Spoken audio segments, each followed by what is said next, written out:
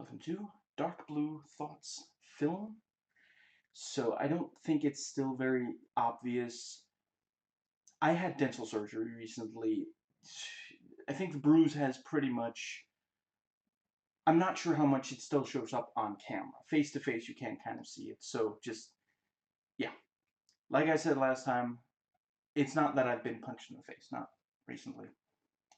So, if you don't care about these disclaimers, I try to keep them short and relevant, but your mileage may vary. You can skip right ahead to the first section via the description box. This video contains spoilers.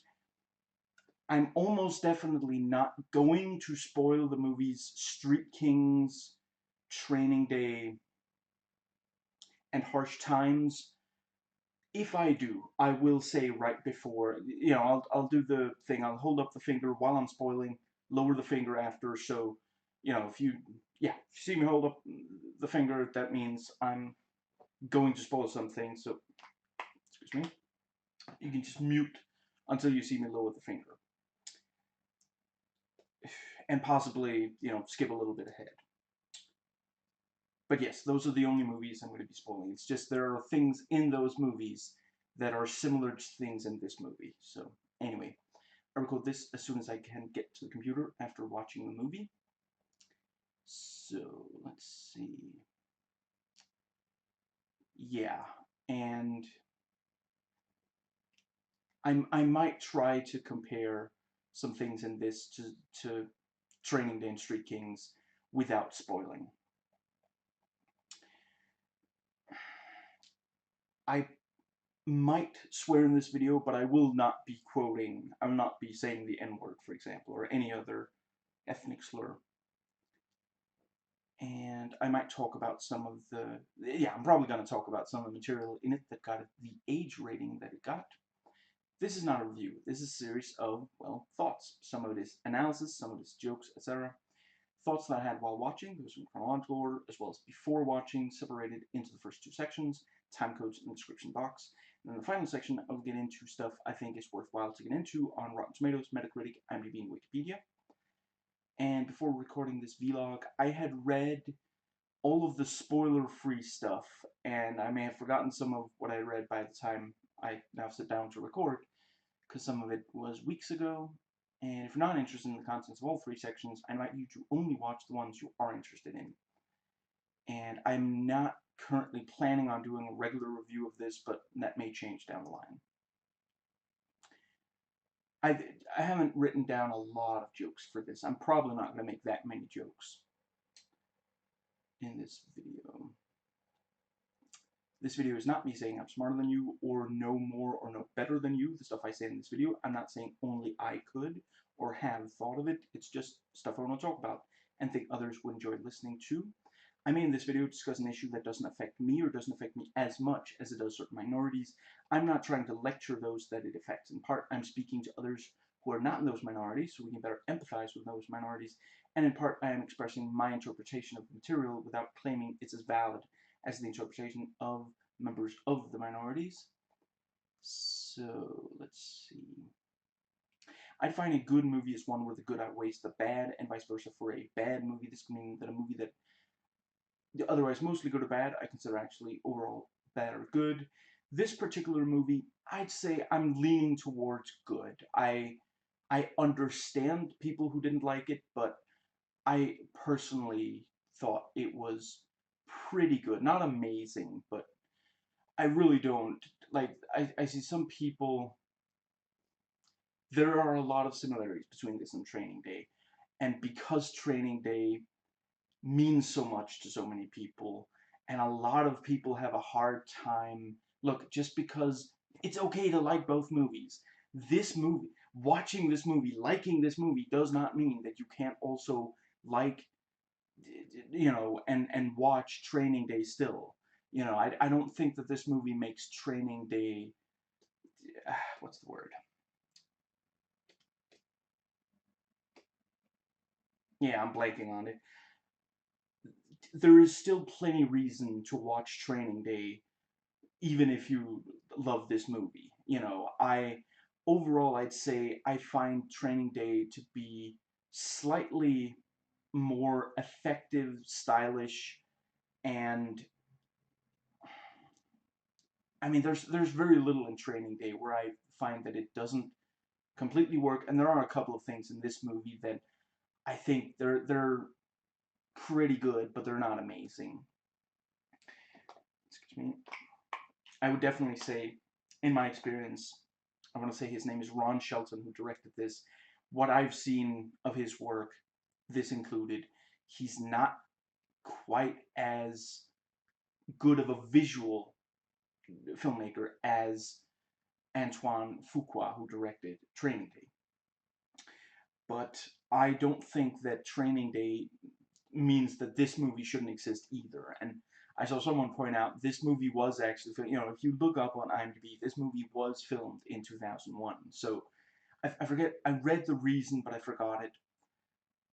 For a reason, this movie came out 2 years after Training Day. And because of that, a lot of people think of it as just a knockoff. But they were working, I forget if they were working on this when they were working on Training Day, or did they start filming slightly before? I don't remember. But this movie is not just, Training Day made it big, so let's push out another movie that's very much like it. Now, I got this movie on sale, so anything negative I say in this video is not out of bitterness for money I feel wasted. And I also don't feel like I wasted time by watching it. I watched some YouTube videos and DVD special features before doing this video, and I'm going to talk about some of them. This is my first viewing. I watched it today right before now vlogging about it. Me making jokes in this should not necessarily be taken as me thinking the thing I'm joking about is actually bad, me wanting to make light of the subject, etc. I simply find it very difficult not to MST3K and overanalyze everything I watch and play. I don't have a problem with violence and gore in general. The Thing is one of my favorite horror movies, and movies in general. I also love Cronenberg's The Fly. I don't have a problem with film sexuality, nudity, disturbing, and upsetting material in general. Monster is one of my favorite movies. And right, so my own quote-unquote film critic rating for this is a 7 out of 10, and my personal rating is also a 7 out of 10. And here we go. So that takes us to the first section, notes taken while watching.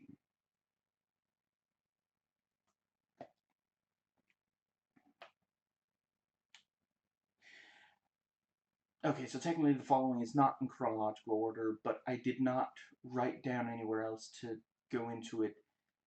I don't think that there are movies that are far more exploitative when it comes to sexuality and nudity than this movie. I do think that ultimately the stuff, like, there's not a lot of it, but the stuff there is didn't really need to be there. I really appreciate that they didn't, we're told about the photos.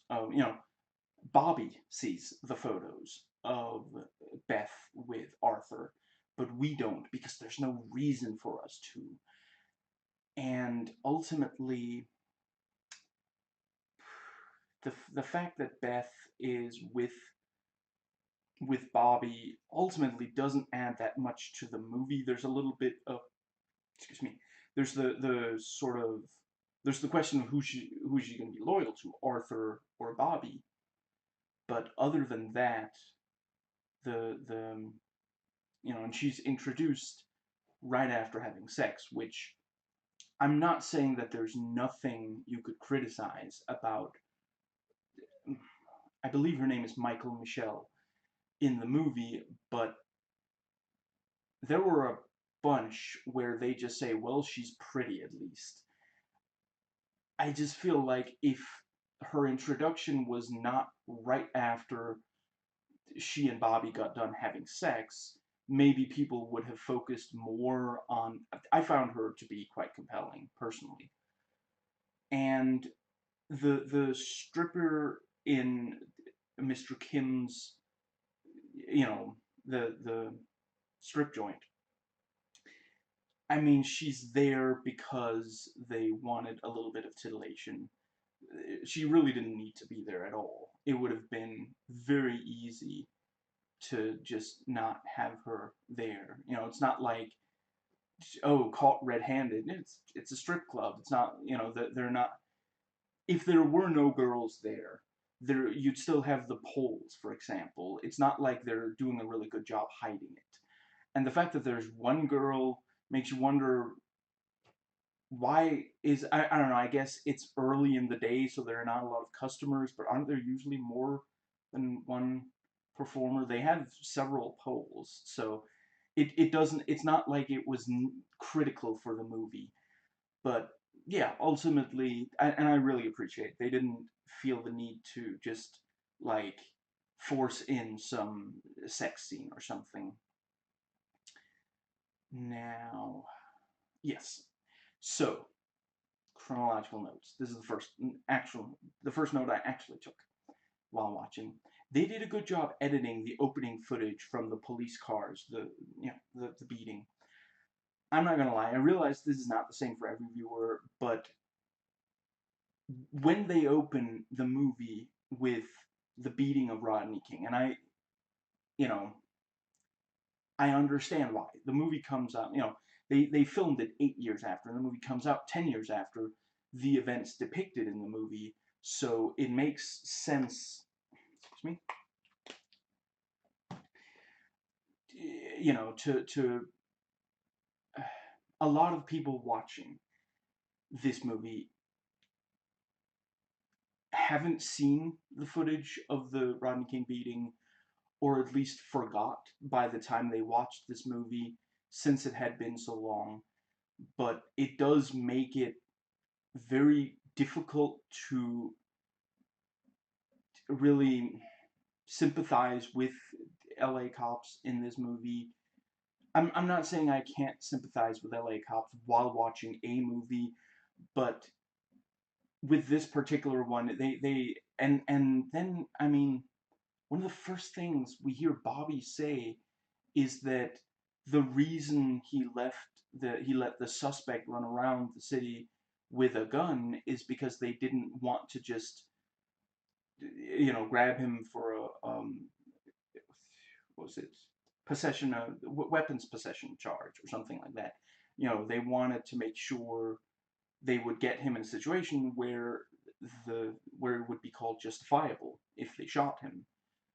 So I guess the movie isn't that interested in us sympathizing with the LA cops. I don't know. I ultimately I found that there's a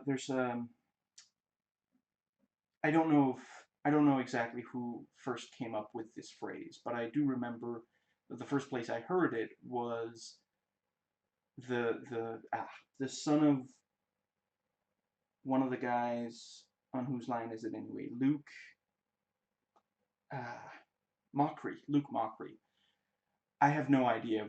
You know, this was years ago. I don't even know if he's still on Channel Awesome. I don't watch Channel Awesome anymore. He said of the movie Election, they're all a-holes, but they're interesting a-holes. And that's, I'm not every character in this movie is an a-hole, but a number of them are, but they are interesting a-holes. And that's the, like, you know from right away, Jack, Eldon, and Bobby, maybe not 100% of the time, but at least some of the time, are a-holes. They're corrupt, but they are sufficiently interesting. You know, you got to be careful with something like that. You know, the movie is, it's not quite 2 hours, but it's not that far. It's like an hour and 48 minutes, I want to say, something like that. If you don't count the end credits, 53 minutes if you do count. That's a long time to be following characters that we don't have a lot of sympathy or empathy for. And again, ultimately, some of the, well, not again, this is the first time I'm saying it, over the course of the movie, I did start to empathize somewhat more with, you know, Bobby and Eldon. Jack never got my empathy, but I'm pretty sure we're not supposed to empathize with him. But no, the it was a, let me think. They're interesting enough that we want to see what happens, and at the same time, it's not like I was, hoping, oh, can the riots please start soon, and can the riots lead to the deaths of these guys? That wasn't what I was thinking. And when the riots did happen, they were, excuse me, appropriately unpleasant to watch. The viewer doesn't really feel a catharsis, which obviously the rioters felt some catharsis from this, but the way it's filmed and edited, it more comes off as a tense and scary situation. Now, and I guess I should briefly talk about, I mean, ultimately, I don't know. I read some reviews where they, some really racist reviews where they, but I don't think this movie. I think they went into this movie already racist. I don't think this movie did anything to encourage that, especially. But I mean, at the same time, it is a movie where the last chunk of the movie, the viewer is actively afraid of what black people are going to do. So it's a bit of a mixed bag there.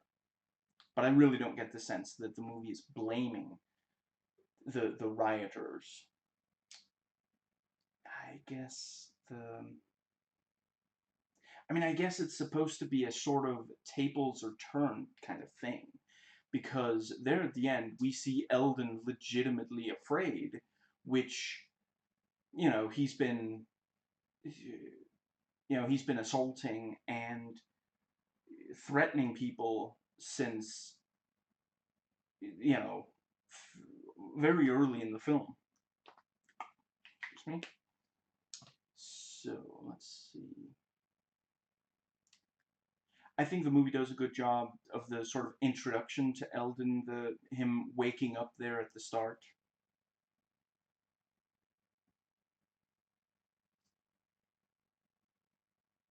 At the start, I'm not 100% certain if I'm pronouncing this right.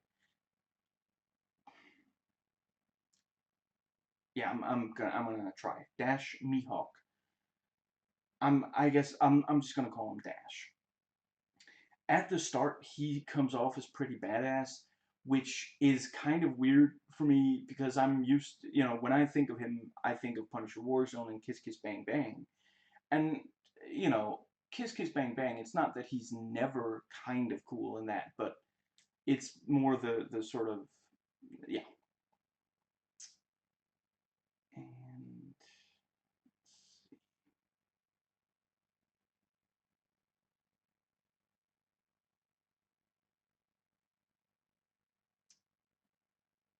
yeah, and we see them shoot 3 customers after shooting the clerk.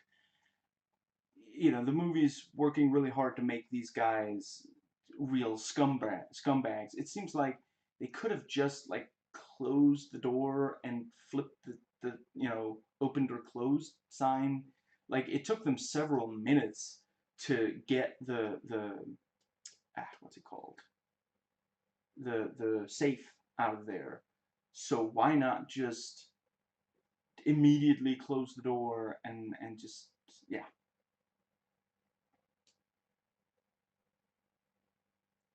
Yeah, like I said, they they're cartoon bad guys. I'm not saying that people like this don't exist, but the movie is working really hard to you know to really underline, oh, these are such bad guys, which,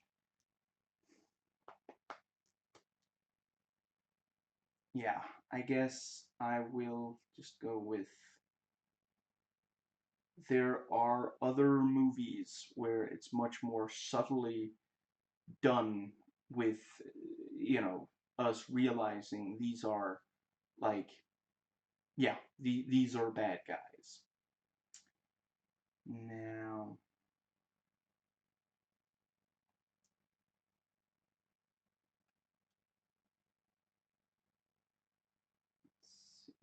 yeah, I felt like it was, let's see,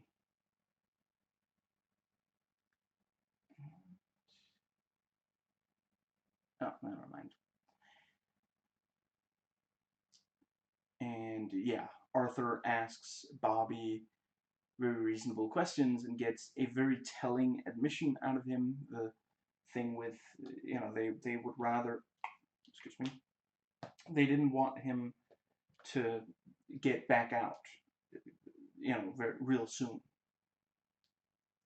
And I I thought that Ving Rhames did a, you know, I don't know if it's his best performance, but I thought he did well. You know, I guess I can sort of see, some say that, like, the what's it called? Like, he he's like asleep. He's sleepwalking through the role or something like that. I can kind of see, what they mean, but I thought he did fine. And we see Jack downplay the seriousness to Bob. Sorry, no, wait, yeah, sorry, Jack. So, it's very clear that he's going, if he didn't die before the end of the movie, like, yeah, Jack wants Bobby to end up as another Eldon.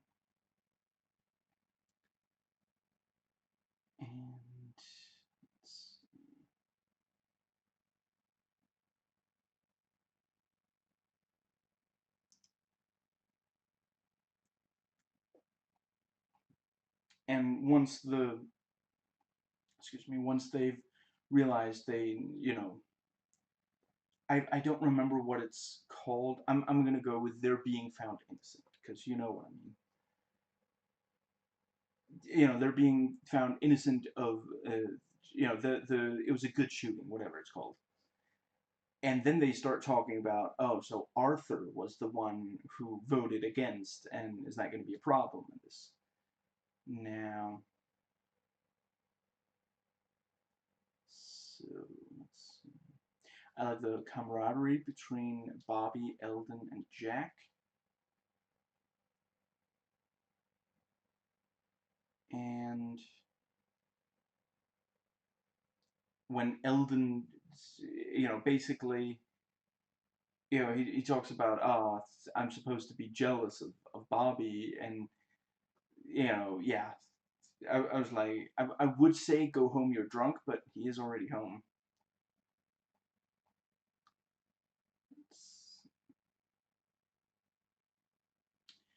And we see that the robbers work for Jack, and because they shot so many people, Jack is exactly what he leaves them with.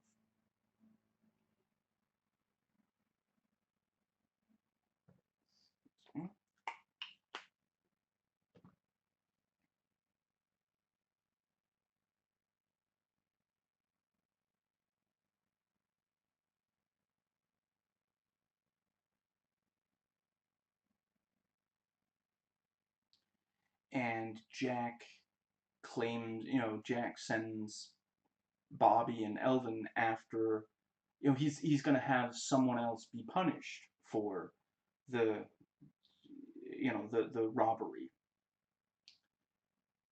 And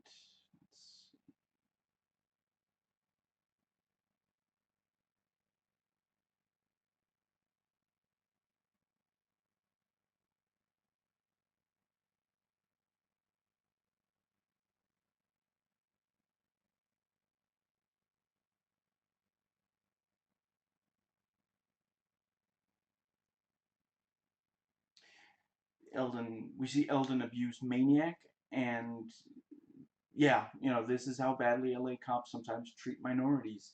I really appreciate the audience to show nothing. We're given no reason to think little of Maniac. The first thing we see about him is how he's talking about, what was it, like, he's gonna graduate, he's gonna take the study, something, sounds like it's going well, and the people he's with aren't like making fun of him for trying to get an education. So it's not like he's even hanging around with the wrong people. There's nothing there.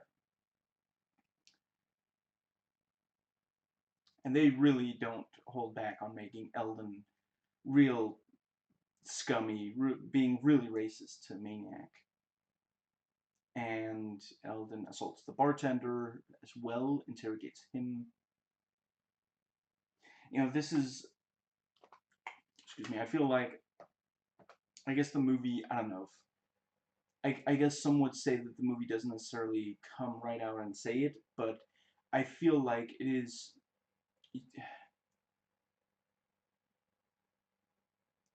Eldon could get information out of these people by building their trust in him and in cops in general, instead of assaulting them and threatening them and such. You know, he says at the end of the movie he's a gunfighter raised by gunfighters, and that really is the big problem. He thinks of, I don't remember what the book is called, but I read an excellent book about the psychology of criminals and the psychology of cops. And there was this case study with a cop who, I mean, he basically went around like Dirty Harry. And the phrasing that the book used was, he treats last resorts as the to him the last resort, what others would consider the last resort, is to him the opening move. And that's very much what we see here. And that is one of the really big problems. Let's see.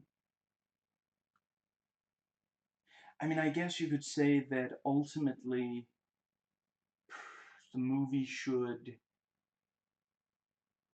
the movie kind of makes it seem as though maybe it is a case of a few bad apples, rather than, among other things, that police training is a huge problem. You know, at the end of the movie, we get a very real sense that Arthur is going to be able to take out Jack. And with Jack and Elton gone, you know, maybe the people who replaced them, you know, clearly there is corruption. Every level of law enforcement we see in the movie, there is some corruption. But it comes across as though Jack and Eldon are kind of the sort of the that's the kind of where it starts. And we do get a sort of sense that, like, I don't feel like the ending, maybe I misread it, but I don't feel like the ending is saying this is a problem that's going to take an extremely long time to deal with, as much as it is saying, you know, these were the people who were responsible for things going so badly. And, like, you know, I mean, with Eldon, there's this very clear thing that his son is not going to become a cop. And yeah, you know, the Jack is not the only corrupt cop, but that other guy, the guy who sat very close to Eldon when Eldon was giving a speech, and who he's like reading aloud this document that means that Eldon has now gotten a promotion. You know, that guy was also corrupt, but he was corrupt to protect Jack, Eldon, and Bobby. So yeah, at the end of the day, it kind of feels like it's saying, you know, a few bad apples, but which is not the, you know, if only, but it is, there's a big problem with police training. And but yeah, you know, at least it does acknowledge that it is not limited to, you know, it's the beating is one thing, the beating is a symptom, it's not the entire problem. And the way that LA cops treat minorities, and to some of these cops it's a matter of course that they're going to abuse them. That's police work. That is a big part of the problem. And yeah, it's good that at least the movie, what's the word? The movie understands that.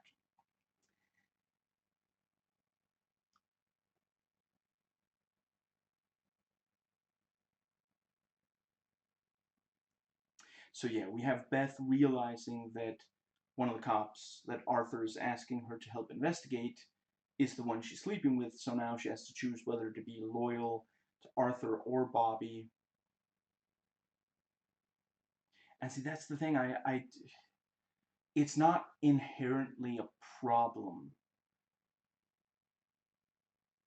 Let me just briefly interject. I do feel like she does good acting there. I felt her conflict. But it's not that there's inherently a problem to women being sexualized in movies. Once again, Monsters, one of my favorite movies. It's I don't think that it it certainly wasn't necessary, and I'm not sure it really added much that the woman in this who has the most screen time and dialogue, I would say it's probably her, is sleeping with one of the male, the one of the two male protagonists, and has slept with one of the major male characters. It just like her hypothetically, if she had not slept with Arthur, maybe it would have been more difficult for Eldon to blackmail Arthur. In other words, the movie is, in part, perhaps unintentionally, pointing a finger at a woman who was sexual and saying that that it led to a problem. Maybe it wasn't a problem in and of itself. And don't get me wrong, obviously, Arthur should not have cheated on his wife. And I get the sense that Beth knew at the time, so she was complicit, and that's wrong. But at the end of the day, it just, the thing is, it didn't have to be sex.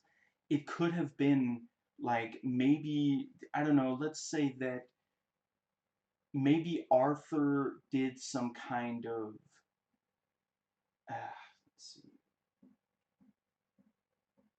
Actually, yeah,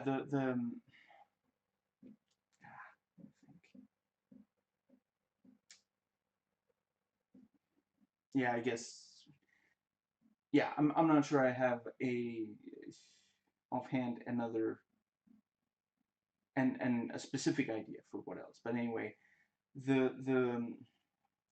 excuse me.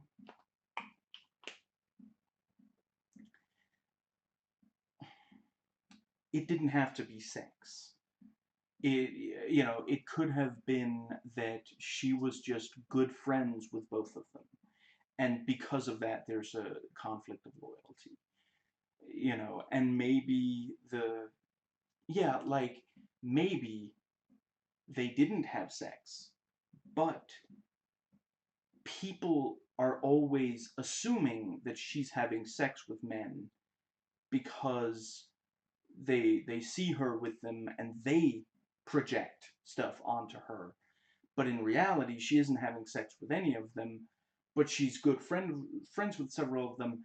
And because people assume that she was sleeping with Arthur, that means that that could be a problem because people would believe.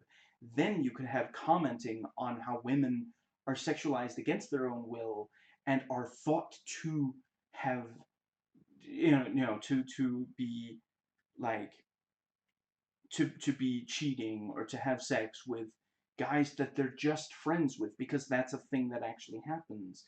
It did not have to be that there's actually a sexual relationship. Several reviewers shame her character for that. And again, she shouldn't have been, she should, complicit in cheating. She should not have done that. But there's not, that's the only problem. There's no other problem with her having sex with these characters. I do appreciate that at least the movie makes clear.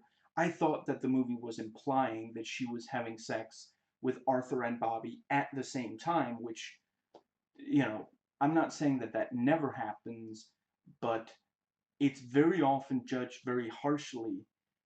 There's not the only way it's wrong for someone to have sex with more than one partner at the same time is if the various people involved don't know about it and aren't, saying that it's okay.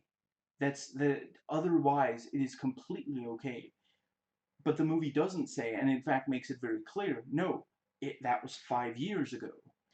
And so it's not the only thing in the entire movie that she does wrong, that, yeah, is that, she shouldn't have been complicit in cheating. Now,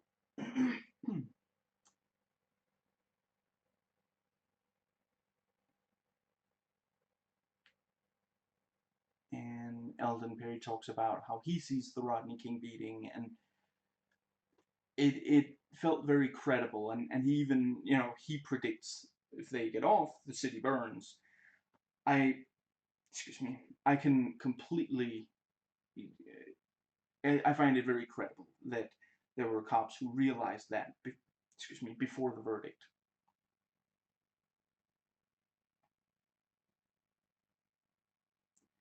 And the moment that Jack realizes, the homeless man said that, or wrote, one of the attackers was black, one was white.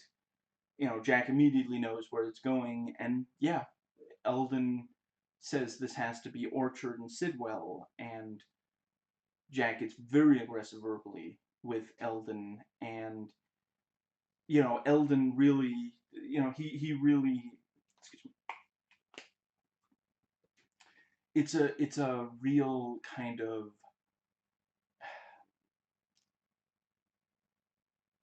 like, it's very clear, suddenly the camaraderie is gone. Jack is in charge. There's no, how dare Eldon bring this up? And they go to, I think it is Eldon's office, and he already starts drinking, and he gets Bobby a drink. He expects him to already drink as well. The movie does a good job showing how damaged he is, and I wasn't. It's especially at the end when he gives the speech that you come to understand exactly why he is so damaged.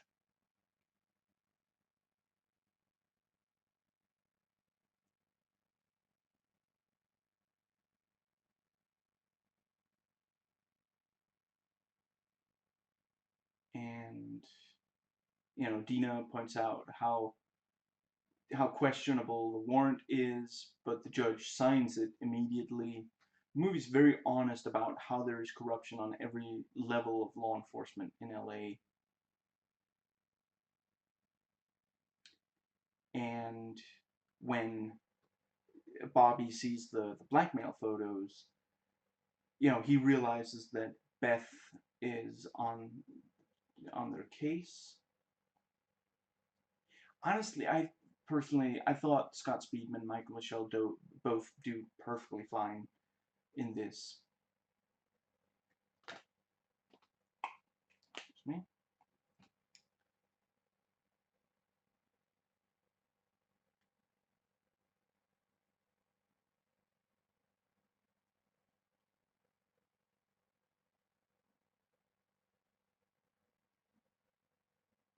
I like the way that they staged the scene where Bobby ends up shooting the suspect that we know this is not the guy who did this thing.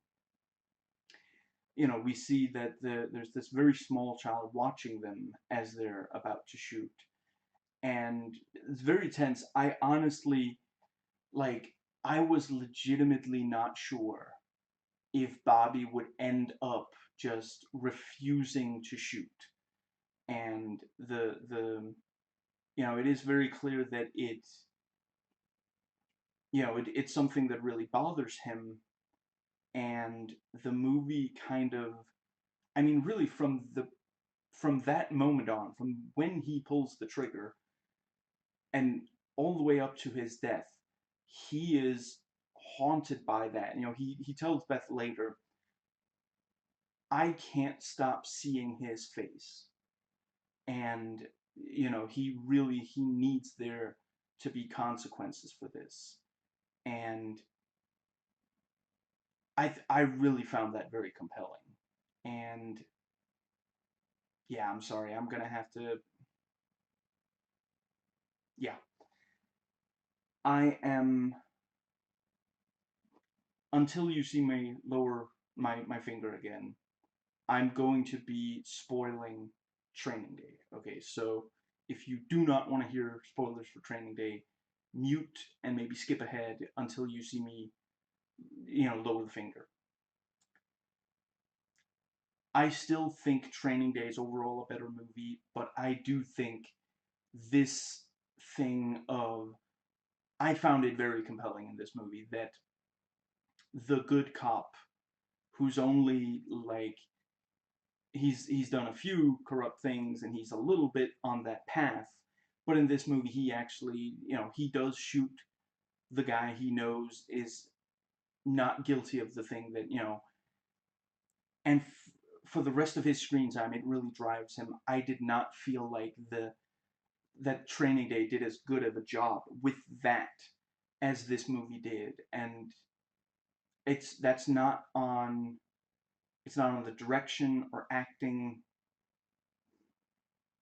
a little bit on the writing maybe, because ultimately by the end of, like, once they go to the, you know, you're not really focusing on how, I mean, ultimately Jake did not shoot Roger. You know, he is being claimed as having shot him, but still, when they go to the, you know, before he's about to get shot in the bathtub, when they go to that place, the audience is not really thinking about Roger anymore. You know, we're focusing on the current threat. And ultimately, in this movie, for the rest, every single time we see Bobby after the shooting, it's completely clear he can't stop thinking about it. And I don't get a sense when I watch Training Day that he's going to, I mean, hypothetically, let's say that at the end of that movie, he does reveal everything that happened that day. Are we really supposed to believe that the rest of the Alonso's guys are not just gonna assassinate him? That they don't have someone who will make sure they have time to do that and then get away, you know, skip town or something? Where in this, I found that, yeah, ultimately, I think that this does a slightly better job writing wise on that aspect. Okay, so no more spoilers for Training Day, except maybe if I, you know, if I do more, I will raise my finger and warn before I do them. Okay.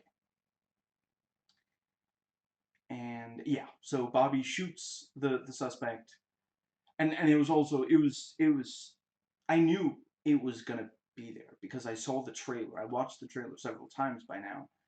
I knew that Eldon was gonna, you know, slide a gun over there, you know, throw a gun on the ground and say, you know, no, we can shoot you. That's not verbatim what he says, but that's what he's communicating. You know, it is okay for us to shoot you. You are being framed, and you're going to be dead in a few seconds. You know, it is legitimately shocking to see still. And yeah, Bobby ends up shooting, and the small child drops the milk bottle, so it you know, it gets, you know, what's it called? It breaks when it drops to the ground right after he shoots. Really good contrast between corruption and innocence. You know, this is an execution. This is not at all any kind. You know, they shoot him, excuse me, for no other reason than, if this guy was arrested, there, you know, it wouldn't be like, there's too much you know, if he's interrogated, he might say things that make it clear that he didn't do it. But if they have a corpse, then all they have to do is make it seem as though it was a justifiable shooting. Then, you know, what are they going to do? Interrogate a dead guy? That's not, you know. And yeah, at this point I noted so far I quite like this as a sort of alternative to Training Day. I hypothetically, you know, let's say I'm stranded on a deserted island and you know, there's one DVD there. Would I be happier if that DVD was Training Day than if it was Dark Blue? Ultimately, yes. But I wouldn't be, but it's not a huge amount, you know. And Bobby forgets to lie, so the other cops just stop the recording and rewind and record over the tape. Nobody trusts anybody now, and we're all very tired. And Jack talks about how he doesn't care if originally the criminals were victimized themselves, sounding a lot like Joe Biden. Don't get me wrong, he is still a better alternative. You know, if Biden, I would rather Biden, you know, become president than Trump get a second term, but yeah, I don't think a lot is gained, excuse me, by lying about his record. And we see Eldon very nervous at the idea of witnesses. Did that end up going anywhere? Now that I think about it, I'm not entirely sure. Do we ever hear about the witnesses again? And another thing, Beth wasn't. The last time we see Beth is when Bobby dies, isn't it? She's, you know, she tells Eldon how much she hates him. I mean, that's a good scene and it's dramatic, but she's not there at the end, I don't think. I think it might have been good for her to be there hearing the speech at the end. Maybe I'm wrong. Again, I only watched it once, and you know, the if she was there at the speech, if I've forgotten that, then I'm glad. Then I think she should be. So let's see, and I am really glad that Eldon's wife and son were there. Although it is a little like it kind of looks as though she leaves because she's so disgusted with him after the speech, both to him and the audience. And the audience, we realize not very long after, she went out there so she wants to get him a good lawyer because of what he's confessed to. You know, the I don't know. I mean, I guess it's a movie, so it's for effect that we see this dramatic kind of. I feel like it wouldn't have. I feel like it could have had like after that she goes up to him and she said, you know, I called this and this person. We're gonna make sure that you don't, you know. I mean, he might get what's it called? Do they execute? Excuse me. Do they have that in LA? I'm not entirely sure. But if they did, and he doesn't have an incredible lawyer, that yeah, he might be executed.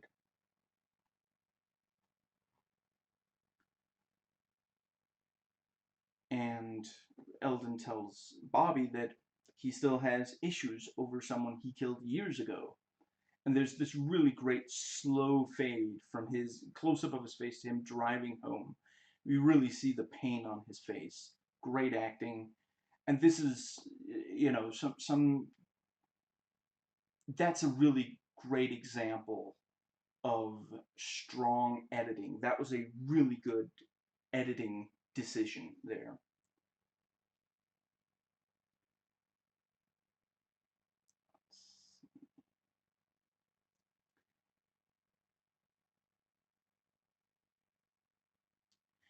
and very, you know, strong scene of, we find that Sally was trying to leave Eldon, thinking he wouldn't be home until later, and ultimately he does say, you can keep the house, I'll go somewhere else.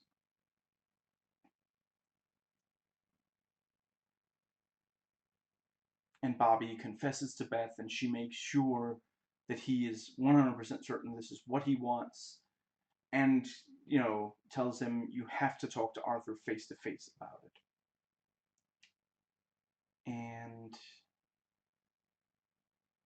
And we see Jack organize that Orchard and Sidwell kill Eldon. Both he calls them to tell them, Eldon is going to be there, you got to shoot him, and he calls Eldon and tells him, excuse me, to go there.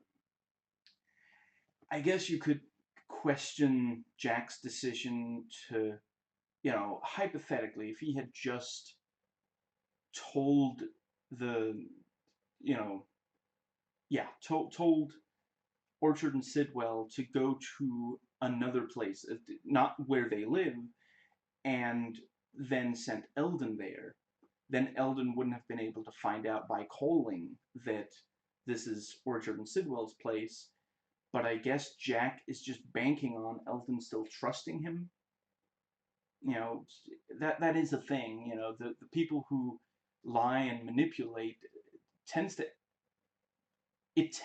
go wrong by them ultimately overplaying their hand. They keep thinking they can get away with things. Also true of thieves, for example.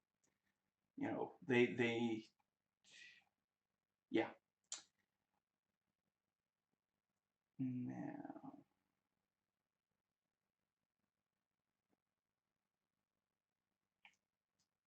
yeah, so, Eldon realizes that Jack wants to get rid of him, so we see him readying guns, and then Beth and Bobby, let's see,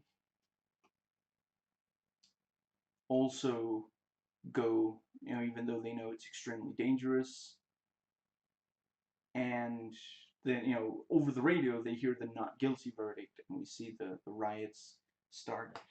I mean, I guess, excuse me, the idea is that, because you gotta wonder why, hypothetically, couldn't Beth and Bobby just, like hypothetically, let's say they called in a SWAT team or something like that, and that was, you know, to stop the two, Orchard and Sidwell, but the, I mean, I guess,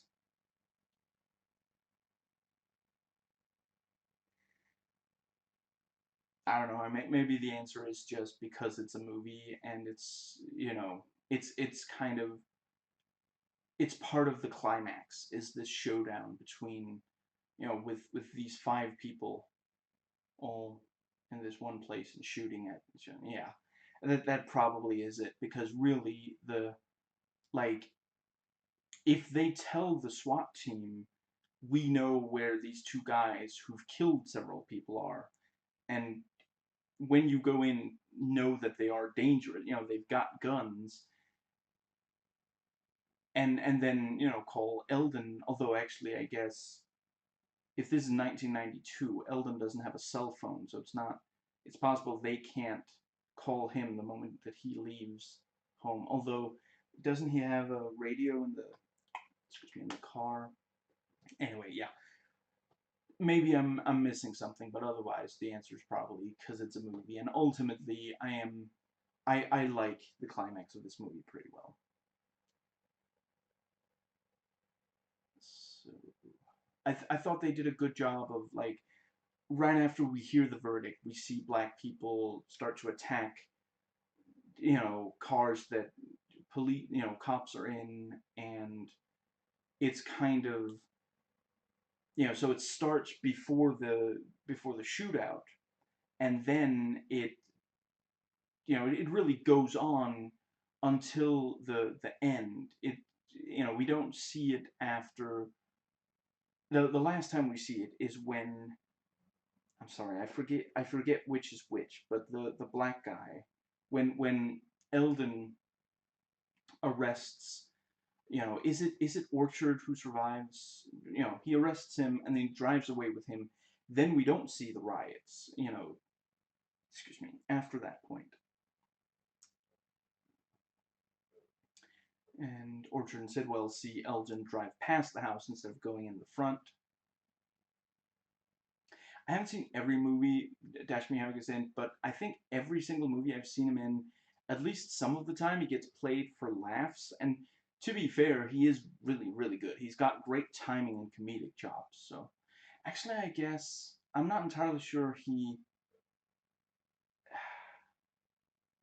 there might be at least one exception to that, but anyway.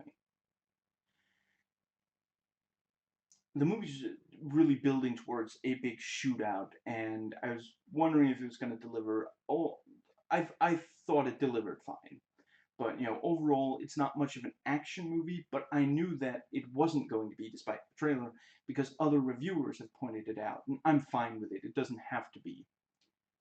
Let's see, but it would have been frustrating and anticlimactic if, after seeing all the, we have all this build up.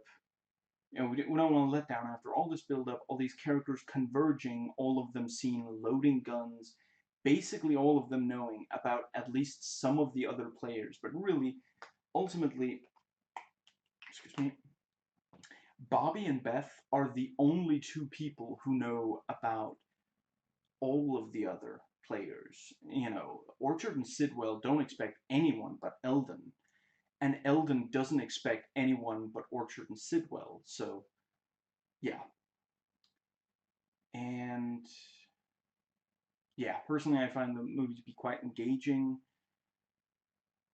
I care about the characters, the concept. I'm interested in finding out what the outcome of the various conflicts are going to be. And let's see. Yeah, so there's the shootout that ends with Bobby being shot to death. Right, yeah, Beth is wounded. That's why she's not there at the end. I get that. She obviously needs those wounds tended to, and if she wasn't wounded, you would wonder why. I mean, she probably doesn't trust Eldon enough to join him in the car, but yeah, then she would probably be there at the end, and I guess they didn't want that. And it is also, yeah, it would be a little hard to believe that she didn't take a single bullet from, yeah. I appreciate that really the action in this movie is very realistic. When people are shot at, they're hit. There's not really plot armor, unless I'm forgetting something. But no, when the various, like, Eldon doesn't manage to hit the, Orchard and Sidwell as they get away in the car, because they're so far apart. They've got such a head start. But Orchard and Sidwell hit Bobby and also Beth because they've got a great vantage point. And I guess you could maybe say that the reason Eldon doesn't hit with a single shot when he's shooting through the ceiling and the roof is because they wanted for the confrontation to go on after they escape and get away in the car. But at the same time, I mean, he only fires so many shots, and he doesn't actually know. This is not Daredevil. He can't tell by the sound of their footsteps where they are. He is shooting blindly, essentially. He's doing the best he can, given the circumstances. Excuse me. And Bobby dies right after admitting to Eldon that he snitched. And Beth tells Eldon, yeah, just how much she hates him, and he doesn't try to make excuses or anything. You know, he is he is confronted by someone who doesn't have, like, this is not like with Jack. Jack has more power, and he he has a lot of respect for Jack. So when he chews him out, that really hurts. But when the yeah. So I appreciate that. And yeah, I'm the let's see. Jack Eldon is racist. So uh, Beth being black means that he would usually at least take, he wouldn't, her opinion wouldn't mean as much to him. Is he also sexist? I'm not entirely sure. And he does, it's entirely possible he recognizes her from the blackmail photos, so where he clearly didn't have a lot of respect for her. So this is a situation where, you know, usually he wouldn't have a lot of respect for her, but the yeah, it really, he doesn't try to make any excuses. He doesn't try to. I appreciated that. And it felt, excuse me. I appreciate that as someone who has some faith that people can change, but I also felt like the movie earned it. By this point, he really does, like, he used to trust Jack, but now Jack sold him out. He thought that he could protect Bobby, and now Bobby got killed because of him. So he is, the foundations of his belief system are crumbling around him, and he does what a lot of people do in that situation. He doesn't try to sort of appeal to, he doesn't say, I only did what I thought was right, for example, which might be true. At least some of the time it seems like he believes in these things. So, a lot of people in that situation would make that statement, but he doesn't. He accepts this is wrong. There's something very wrong here, and this is not, because after that, instead of staying there and arguing with her or something, he goes after Orchard and Sidwell, and after that, he goes and gives the speech. So, he takes the consequence of the, yeah. Yeah, personally, I think Michael Michelle gives a quite strong performance, and yeah, I already talked about how maybe part of the reason so many reviewers say she's pretty, but that's it, is how she's introduced. And let's see. So yeah, it's gross that Beth and Dina are both sexualized and made to sound, promiscuous. But then thankfully the movie does also have characters like, I'm sorry, was it Stella or Ella? It was something like that. Eldon's wife and Arthur's wife, both of whom have agency despite having fairly little screen time, and they're strong characters. Let's see. Yeah, the yeah, strong characters with plot agency who are respected by characters and the movie. Their husbands clearly respect them and respect their decisions. Both of them, when they find out that their wife is leaving them, they don't. I mean, I suppose you could say that Arthur does somewhat try to downplay the cheating, but he could have been a lot worse in that situation still. And at first, Eldon, he forces her to read aloud the letter and then starts leaving before she's done reading it and such. But by the end of the scene, he does say, the house is yours. Excuse me. legitimately tense and scary as Eldon drives around and is attacked by rioters. Like I said, it is definitely problematic that this is a scene where we are, yeah, where we're put in a situation where the audience feel like we're the ones being attacked by the rioters. But yeah, it's I think at least part of the idea is supposed to be that now Eldon is on the receiving end, or he risks being on the receiving. Ultimately, they don't really get, but yeah. Anyway,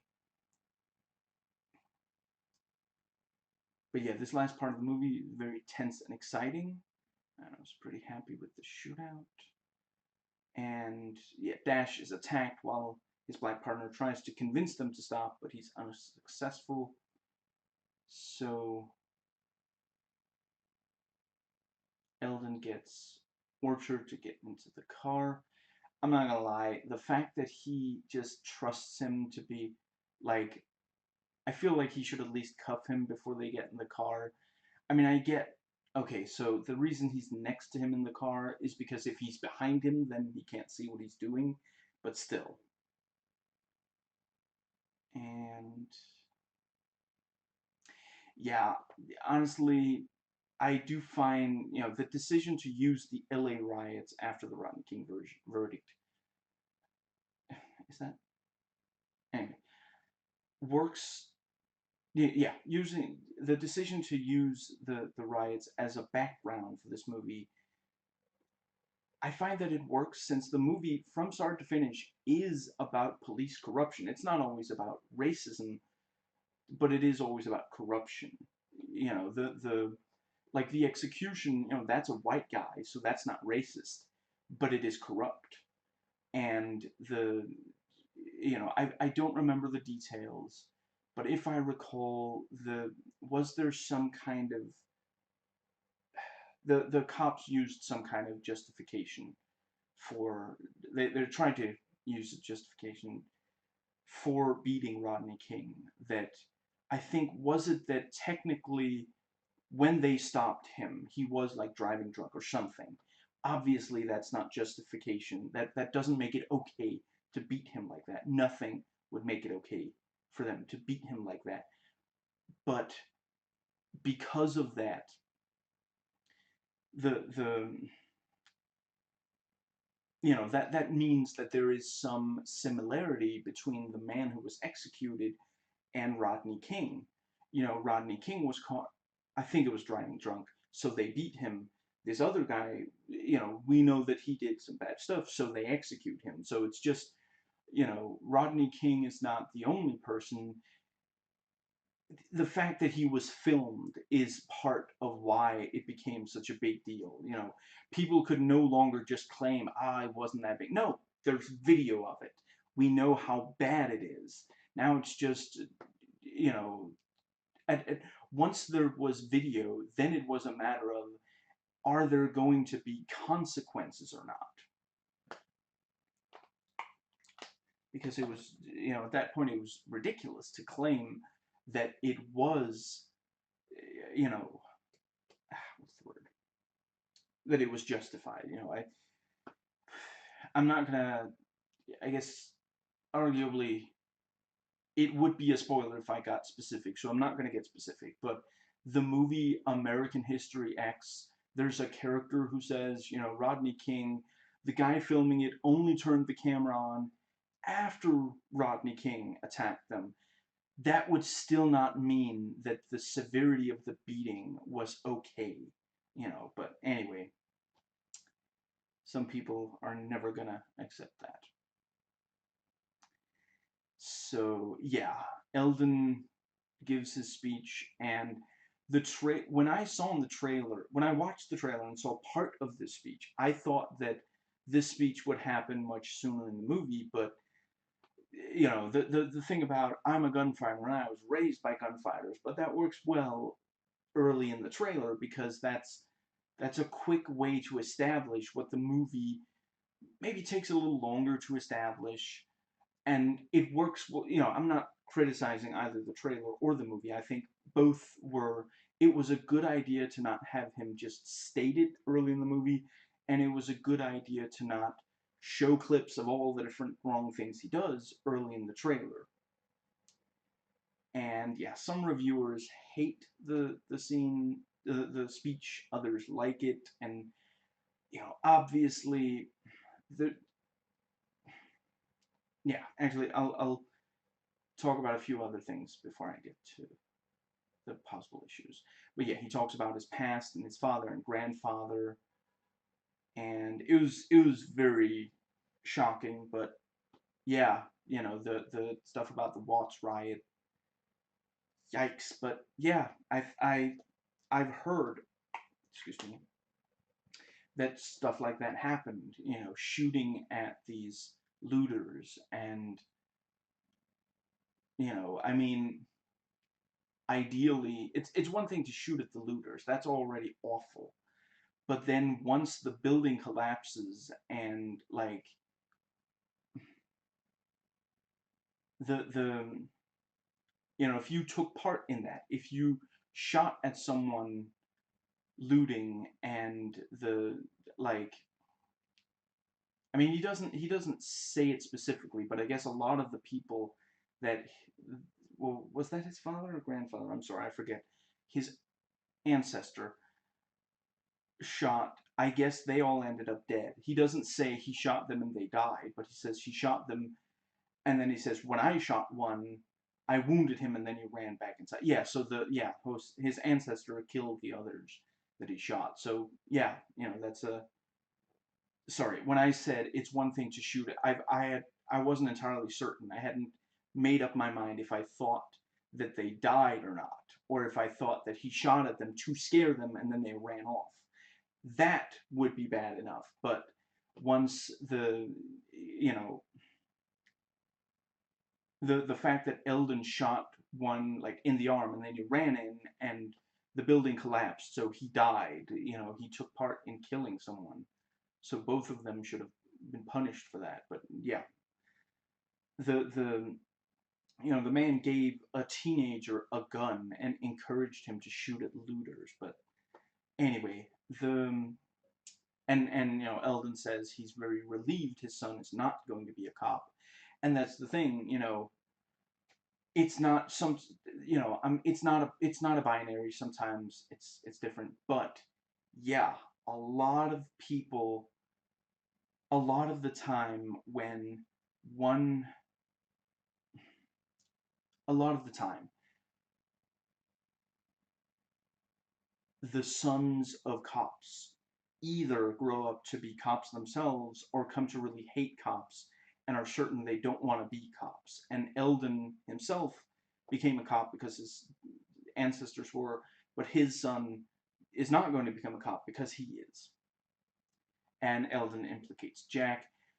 Obviously, there is no realistic way that Eldon would just get to give this speech. Someone would stop him, obviously, but it's not like the movie is entirely realistic anyway. I'm not saying that it's. I 100% get why some people absolutely hate the speech. Personally, I gotta say I'm a little. Excuse me. It's been a long time since I watched a movie that just ends with a big speech like that. So maybe I'm not, you know, if I watched a lot of those movies in a row, it would start to really bother me, obviously. Sometimes I do enjoy speeches like that. I thought this one was perfectly fine. I really, I don't know. I mean, by this point, you've probably realized that I'm a progressive, so obviously I, I don't think it would happen in real life very frequently, it's not very likely to happen in real life, but I wouldn't hate it if it did. But considering that it doesn't happen very frequently in real life, if at all, it is kind of,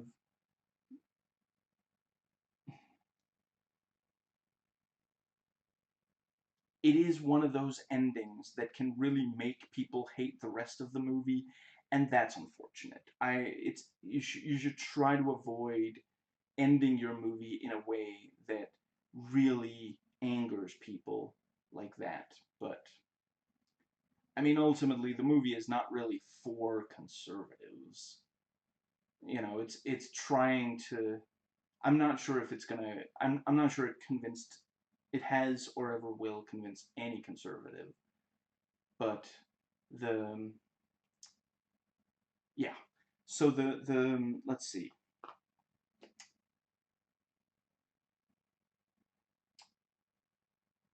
I guess it's really for fence sitters, probably. It's to convince people who are still not entirely sure who's right and who's wrong. Yeah, that's what I'm going with. And Jack tries to discredit Eldon and tries to discredit Orchard before hearing a word he says, but it is heavily implied that there are going to be consequences for him.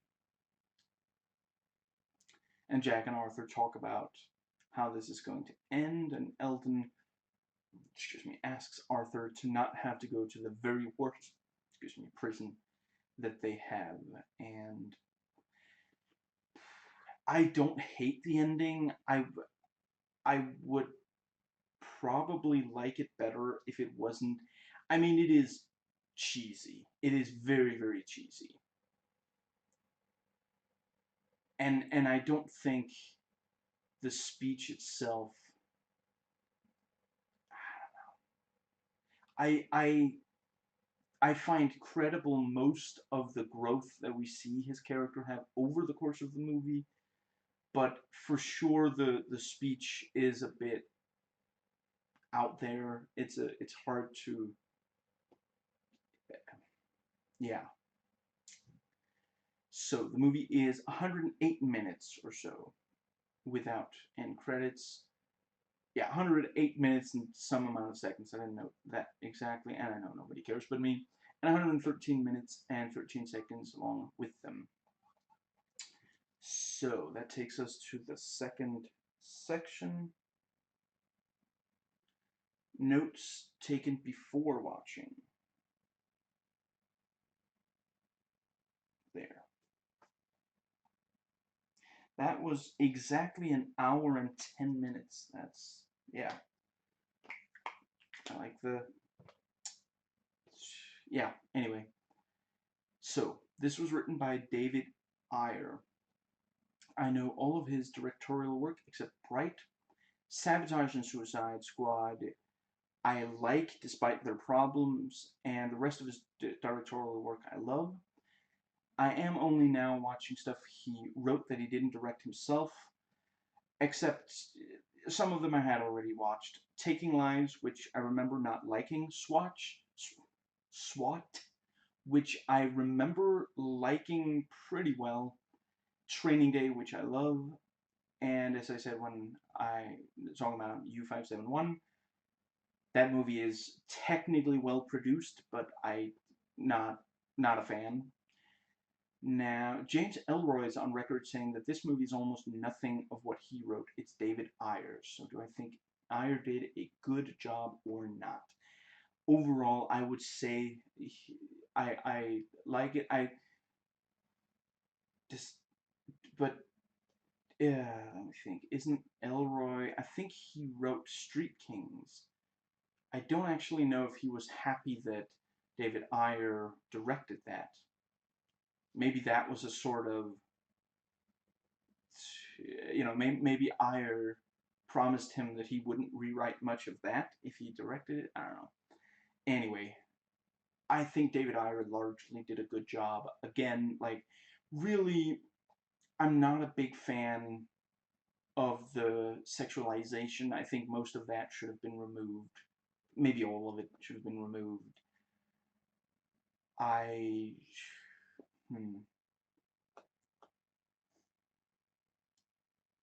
I, I've seen reviewers say that in this movie, all white cops are bad and all black cops are angels. Someone already pointed out we barely see any black cops.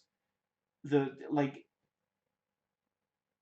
when giving the speech, clearly the some of the black cops there are uncomfortable with what Eldon is saying, and it is a black cop who arrests Eldon. But other than that, yeah, and like when Bobby is about to pursue Beth in the restaurant, when she leaves, two black cops are there to stop him, but and we really don't see that many white cops either. Like, for sure, they're, the corrupt ones. Let's go through. We've got Bobby, Eldon, Jack. Ah, was Sidwell the white one, right? And then that the guy who covers for them, yeah, and the guys taking Bobby's debriefing, whatever, where he accidentally reveals who shot, and yeah, yeah. So the yeah, for sure, there are a number of white cops in this movie who are corrupt, but that doesn't mean that the movie is saying all white cops are corrupt. There are plenty of white cops that we have no idea about if they are or are not corrupt. Like, if anything, the movie is saying that this, what is it, SIS, they are corrupt. At least, and yeah, I really, so I don't think that there are, as far as race goes, the only really big problem I see is, yeah, it's not great that the woman who is implicit in cheating is black, and the depiction of the rioters, and I don't know how much of that is David Ayer and how much is Ron Shelton. Yes, that is the director's name. I know it because it's in my notes right in front of me right now. But that's basically, other than that, I think it's well written. Not the best written thing ever, but not everything has to be. For what it is, it does pretty well.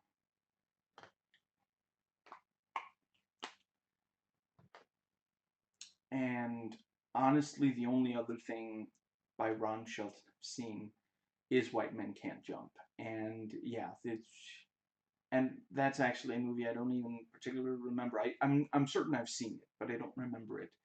But yeah, others have noted he mostly, like, at least before this, I don't know about since, but before this, he mostly did like sports movies, so it is kind of strange to see. But he embraced it. Like, it doesn't feel like a sports movie. I think I mentioned this in at least one recent video. I used to watch a lot of sports movies because I back when I watched TV, there were a couple of channels that I watched pretty frequently. So if a movie was on that I wasn't like 100% averse to ever watching, and I didn't have some, like, if let's say a friend was over and we wanted to play video games, obviously I was going to do that instead of watch a movie that I wasn't that interested in. But yeah, a lot of these movies, it was like, whatever, okay, it's a basketball movie where a kid is forced to join the team, and usually he's like a math genius, so he helps them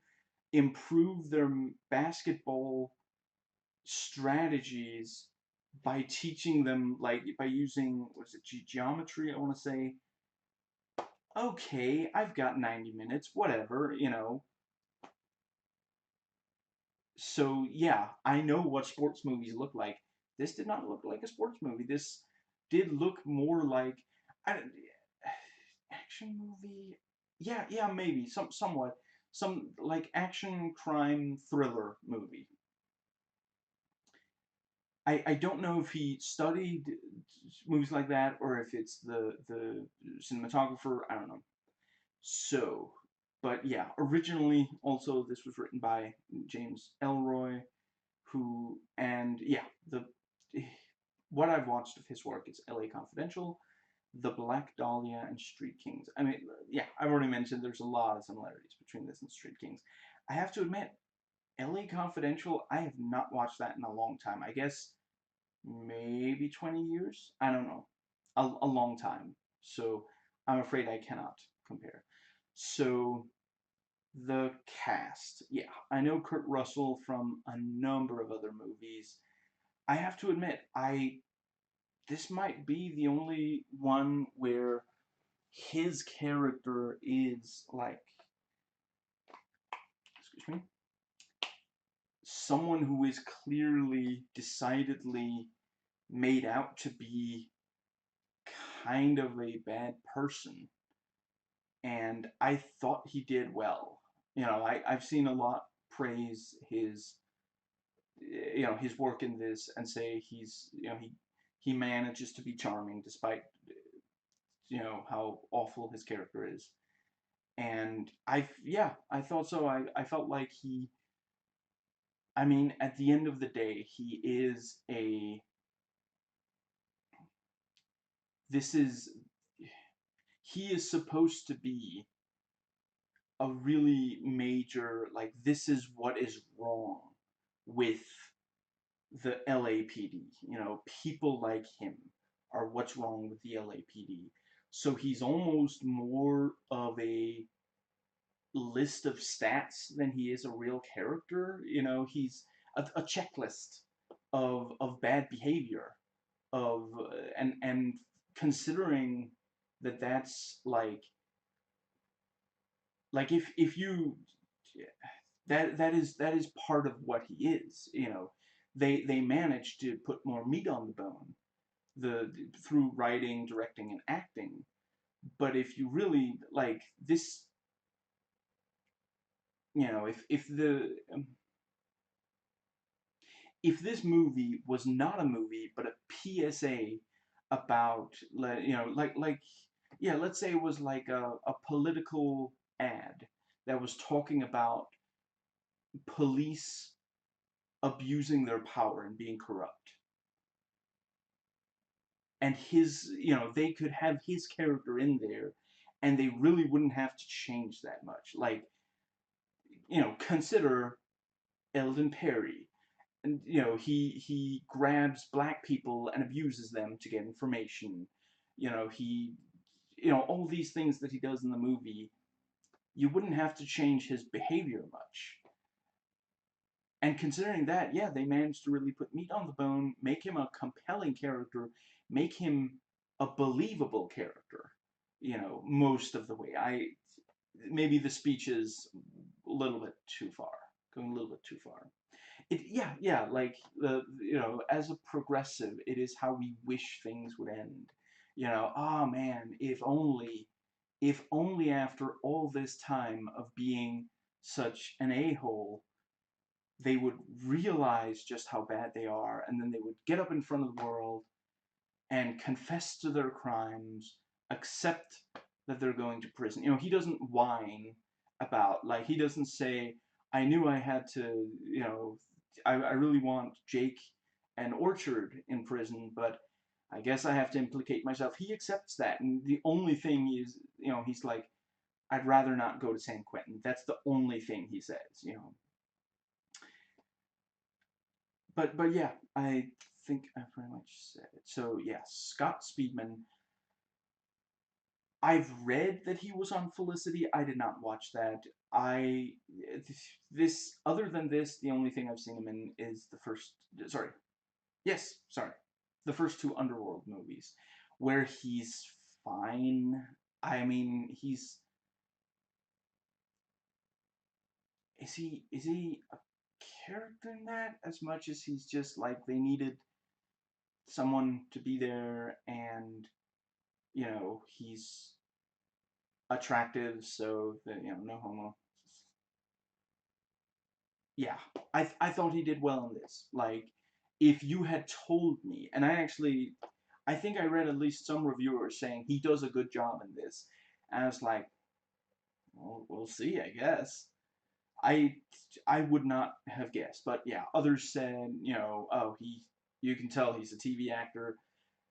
Maybe, yeah, but I really didn't think he was bad in this.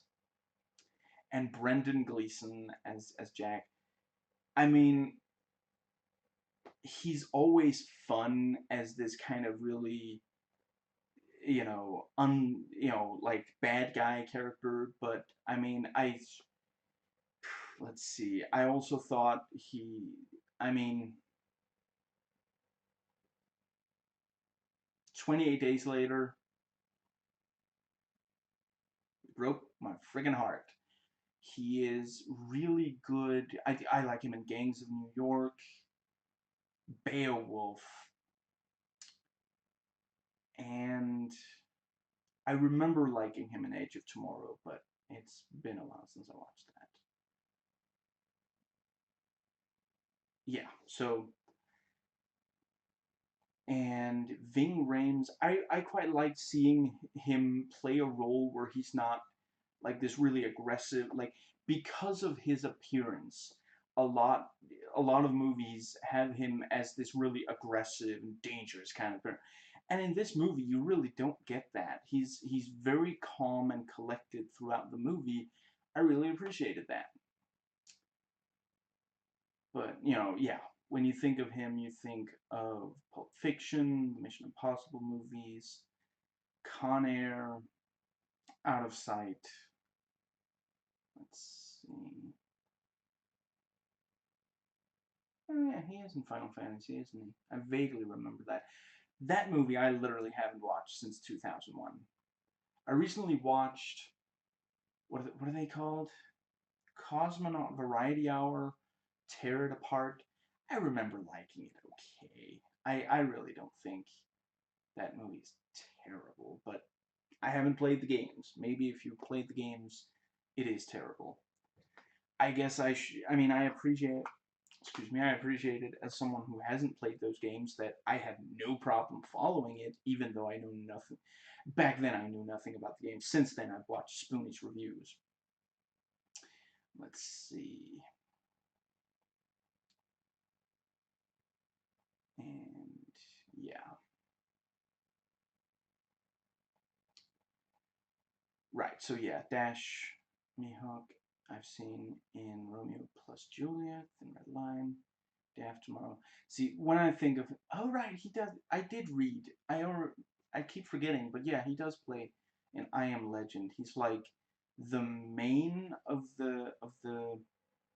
I do not remember what they're called, but the creatures in that movie. I think yeah, that's right. He is in Silver Linings Playbook. But yeah, when I think of him, I always think of Punisher Warzone and then Kiss Kiss Bang Bang in that order. And I like Lolita Davidovich in this and Racing Kane. I do not remember her from JFK, but I watched that. Again, it's probably been 20 years since I last watched.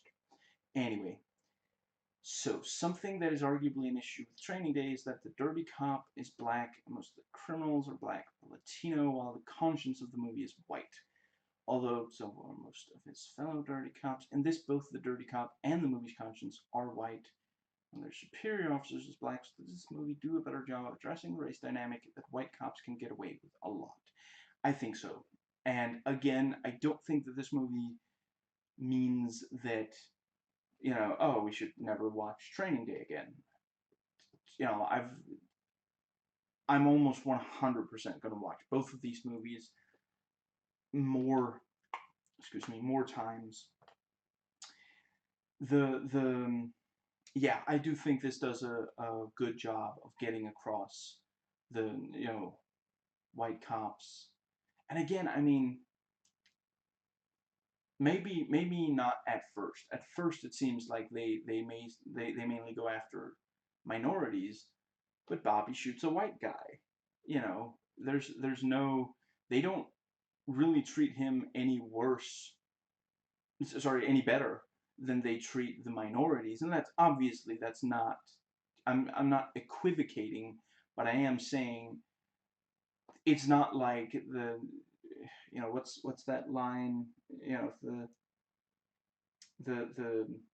it turns out the purpose a white guy, I give him a ride home. Yeah. Now, so, now that I've watched this entire movie, what do I think of the idea of doing a prequel to Training Day featuring Alonzo during the LA riots? Do I think the LA riots should be used as a backdrop for another David Ayer movie? Obviously, since, yeah, let me just briefly say, I'm almost always down for David Ayer doing, again, keeping in mind, I have not watched Bright, I am not making any excuses for Bright. I've heard that one is terrible on it, but most of the time, I am in favor of watching David Ayer do movies about the, the bad parts of LA and race relations therein and such. Now, obviously, since Alonzo is a very compelling character, and he does believe that cops should be dirty, but his ethnicity was the one who was victimized by dirty cops in the Rodney King beating, it is a complex situation for that character, and it would be interesting to see. I don't know, I should have looked this up, I forgot to. Does Denzel Washington have at least one son who's, like, also a really, really good actor? Because if so, I'm down. I do not think that, like, obviously today it's way too late for Denzel to reprise the role, because he does look 20 years older than when he played it. So, but if he has a son or a nephew or something, they don't have to be related. If you cast a great black actor, and there are some incredible ones, yeah, I would be interested in a prequel to Training Day set during the riots. And I think, yeah, because they could be handled better than this movie does. Since, again, it is problematic, at the very least, that the movie does ultimately show the riots, at least in part, from the perspective of cops who were afraid of the rioters. So, yeah, I already talked about the ending speech. So, yeah, in the movie, the brothers in blue are joined by the cops who work for SIS, and obviously all of these are offshoots of the organization's MON and DAD. So, one weakness Training Day has is that it's hard to believe so much would happen in a single day. This movie and End of Watch, taking place over several days, they're more credible because of it. So that brings us to DVD special features. So the trailer, let's see, yeah, I don't really have anything specific to say. Great trailer, really makes me passionate about watching the movie. I always love, trailer man voice trailers. And, right, so there are there are interviews of the cast, and I think also the director. I'm only going to get into the stuff I think yeah. I mean, I don't, excuse me.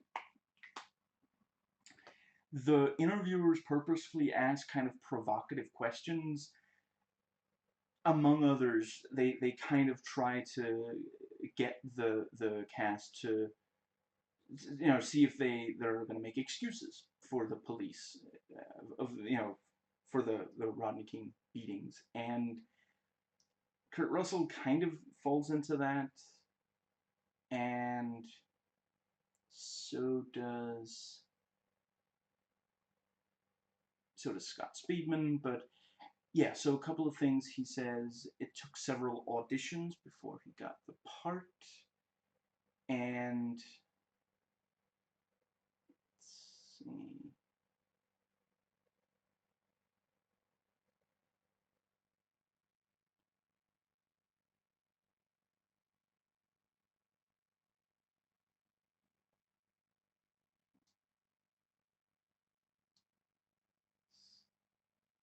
Yeah, and Michael Michelle, she talks about how she had some experience and chuckles at accidentally making the pun arsenal. Talks about the historical background for what does that say? Yeah, okay. And right, yeah, I did like this quote of hers. She's the essence of a woman. She's passionate, nurturing, sexual. And that is true. That is like I said, I don't think her character overall is a bad element. I don't think that I do ultimately think that at least some of the stuff that comes with her character being sexual, I think it ends up at least giving a lot of people a negative opinion of her character, which is, I mean, again, like literally the only thing that she does wrong is she is complicit in cheating on a spouse. That's, I mean, I guess technically she doesn't follow procedure when it comes to helping out Eldon with, you know, Orchard and Sidwell, but that is quite understandable. Yeah, anyway, let's see.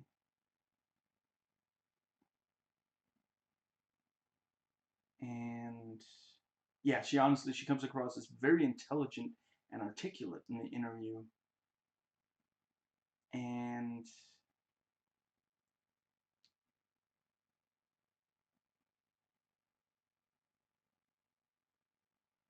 yeah, she says the movie's about karma, cause and effect, and other political points.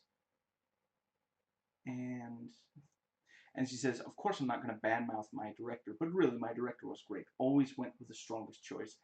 And I know I've probably quoted this at least twice relatively recently, but excuse me,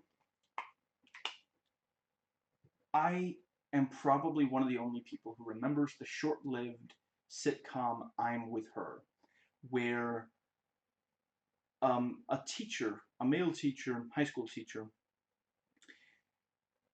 falls in love with a Hollywood actress, and we have this, yeah, comedic situations arise out of how different they are and how they try to because they're both in love with each other. At one point in one of them, the actress, basically the actress and he both go to this, like, like she's doing interviews. It's a press tour or whatever it's called. So they both stay in this really nice hotel because of it. And she comes back from one of these interviews and she says, "Ugh, these interviews are exhausting. There's only so many ways you can say my director is a genius. By the way, my director is an idiot. Seriously, there have to be so many actors who actually think that. I love when comedy can go in and just really, you know, what does it say what we're all thinking, But yeah, Ron Shelton, based on the movie, he seems like he really knew what he was doing when doing this. So let's see. And Ving Rhames talks about, and he praises the director finding simple, beautiful moments in the piece in addition to coverage. And so let's see.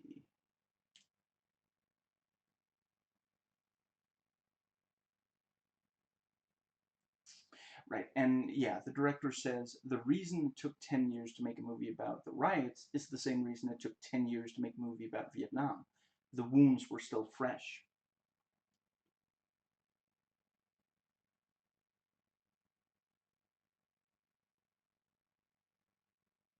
And let's see. Yeah. So that brings us to the final section. Excuse me, I'm just gonna see.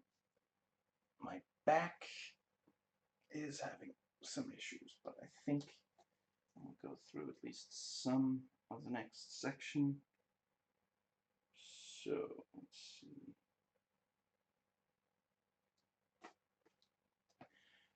Critic sites IMDb and Wikipedia. So the critics' consensus is Kurt Russell gives a good performance. Too bad there's nothing here that you haven't seen before. I have to admit, I have not, I'm not sure I've watched very many of these movies because I found this to be, like I said, quite engaging. And I thought it was different enough from the other David Ayer movies that are about, yeah. But it has a 59% on the tomato meter and a 52% audience score. So of the 133 critic ratings, 78 are fresh. And users gave it a 3.25 average rating. And there's 13,401 ratings. So let's see. And excuse me.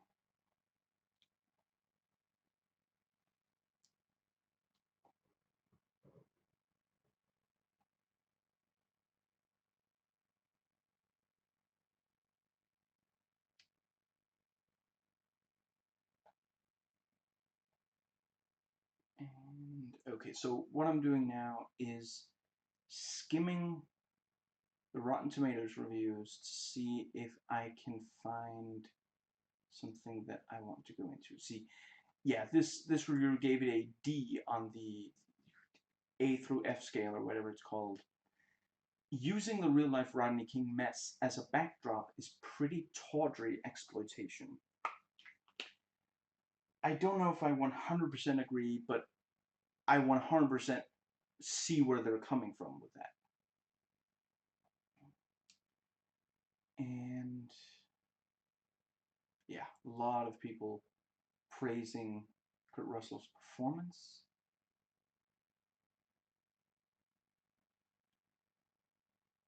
A gritty police drama addressing the matter of what police work does to the people who do it.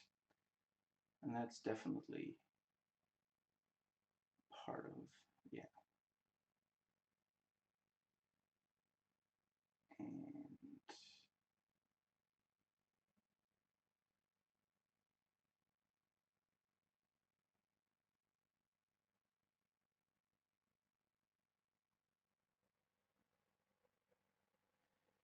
so,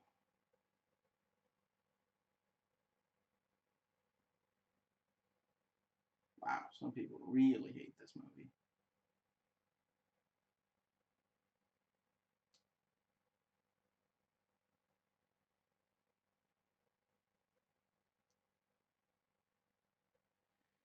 So, let's see.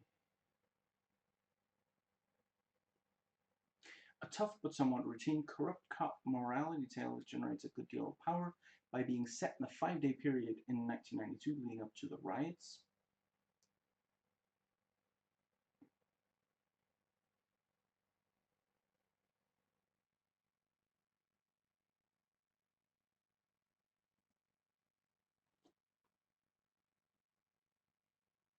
And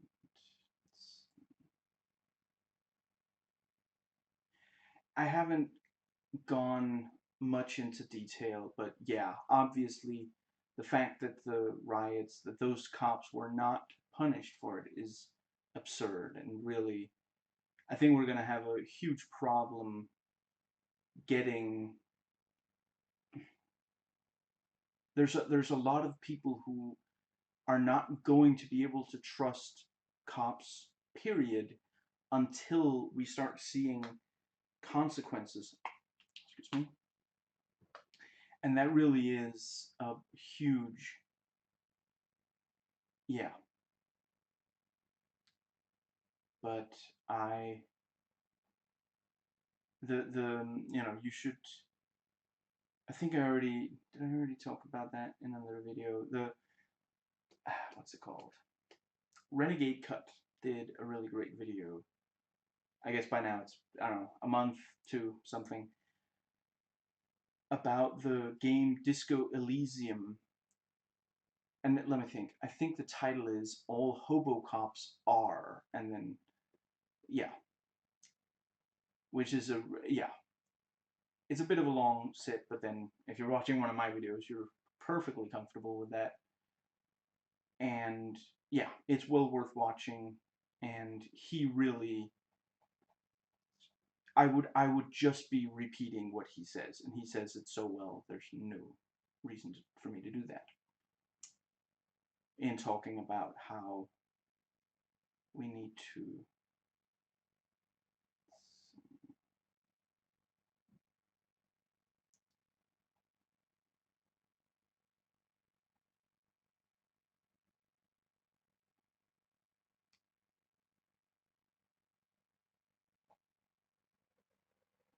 Russell is able to jump from rapid, ferocious anger to drunken, disillusioned dismay without even flinching.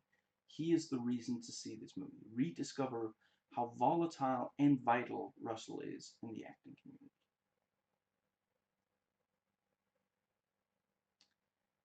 And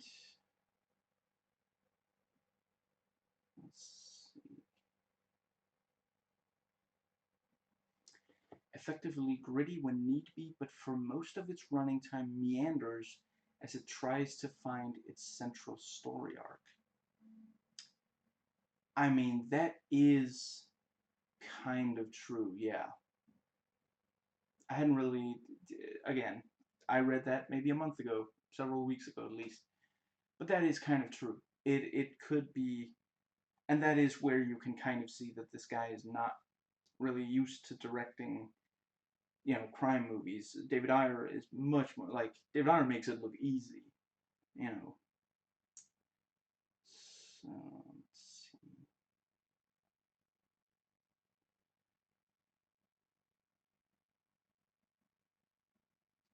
Yeah, several people comparing it to Training Day and La Confidentiale. Sorry, couldn't help it. And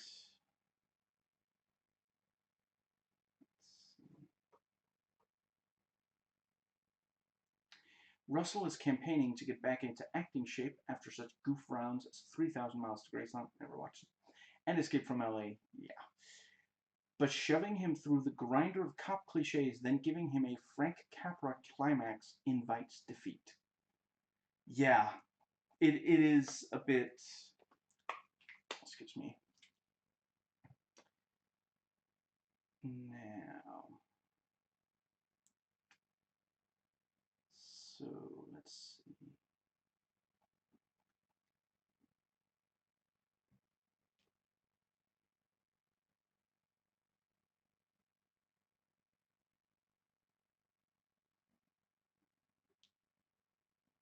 Now,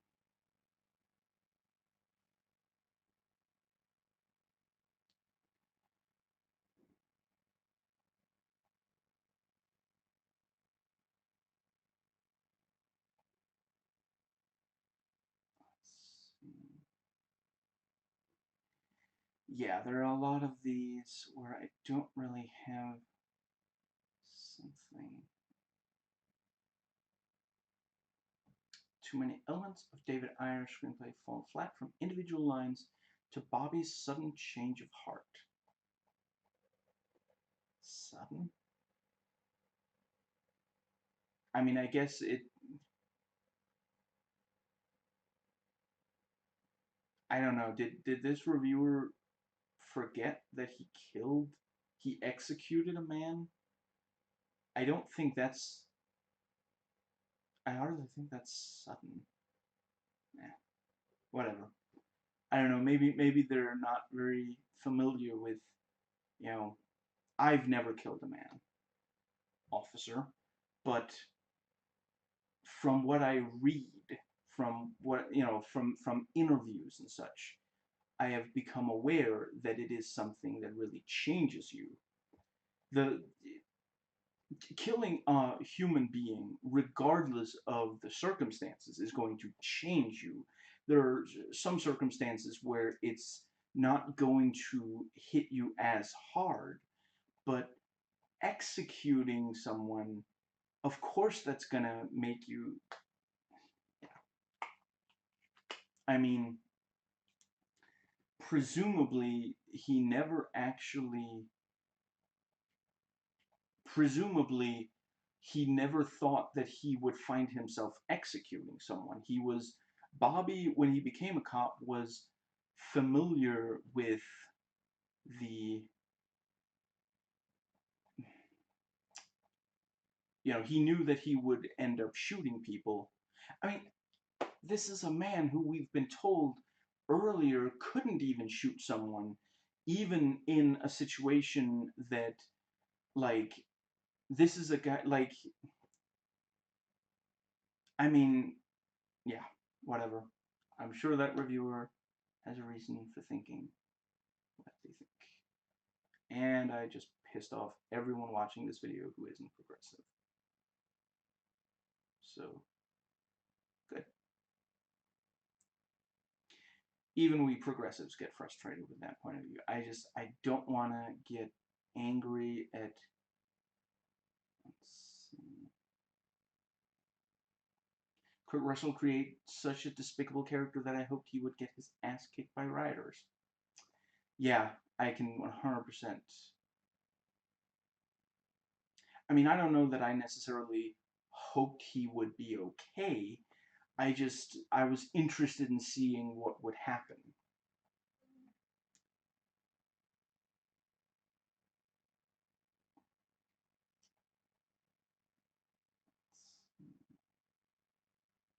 Yeah, I don't want to get angry at people writing reviews unless what they're writing is really just absolutely, like, yeah. Especially the professional critics, because they get so much hate already, and so much of it is just people who don't like that someone is criticizing something they like.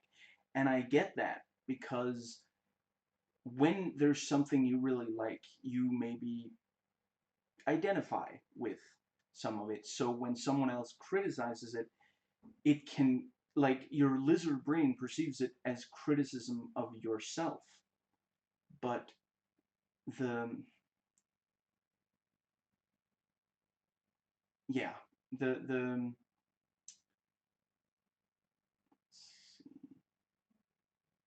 there is such a thing as, it is possible for film critics to get things wrong, just plain wrong. I would say that the the pop culture detective video. Oh, excuse me. And we're getting into the Rotten Tomatoes user reviews. So skimming those. The pop culture detective agency video, how the Shawshank Redemption humanizes prisoners. He does a really great job highlighting several, like, some of the reviews of that movie. Like, let's see if I can remember what he says, that the, basically these critics wanted these prisoners to be treated even more sadistically, because if you watch that movie, they are extremely sadistic. The way the prisoners are treated is extremely, like, even, like, I know there are people who think that it's not wrong to treat prisoners like that, but you can't possibly look at that treatment and say that it's not sadistic. But they wanted it to be more sadistic, and they're like, oh, I guess these guys they're probably in prison for, overzealous toenail clipping, and just, and yeah, as usual, watch his video. It's an excellent video.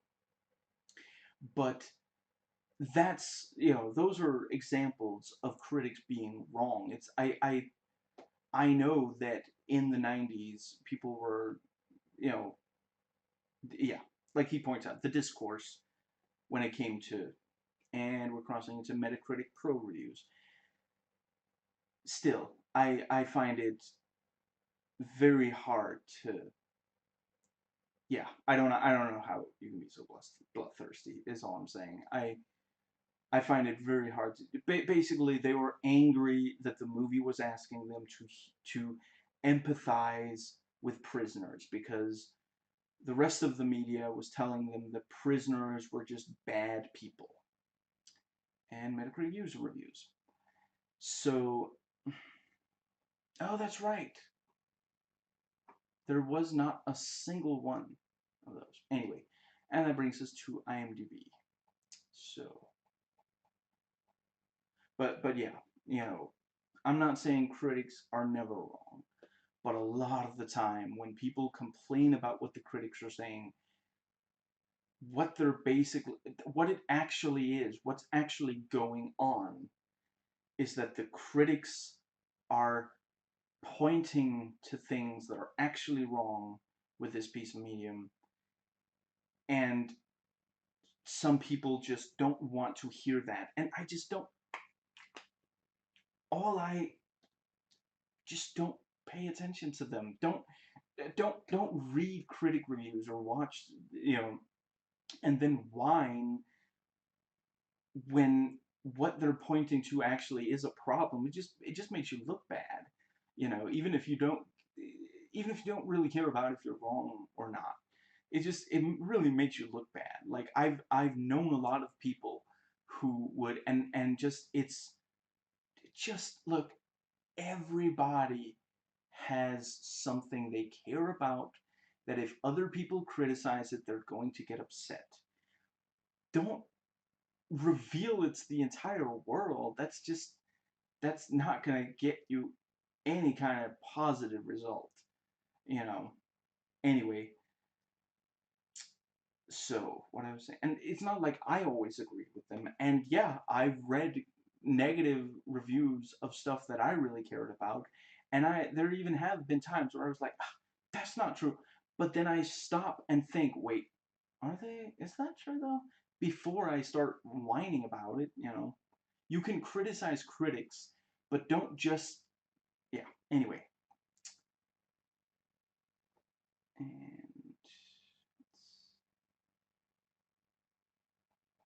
so yes, so the user ratings. It currently has a rating of 6.6 out of 10. 19,834, excuse me, votes. Okay, so 15, almost 16% gave it an 8, 34.4 gave it a 7, excuse me, 24.4 gave it a 6, 9.5 gave it a 5. Yeah, that makes a lot of sense to me. Again, my rating is a 7. And trivia. Okay, so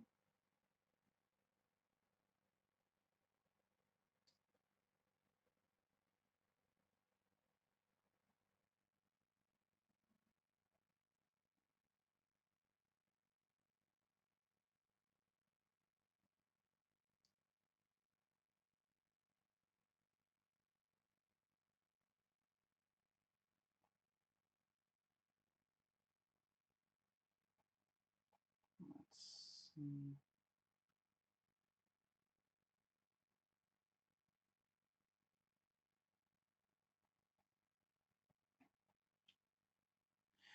Right.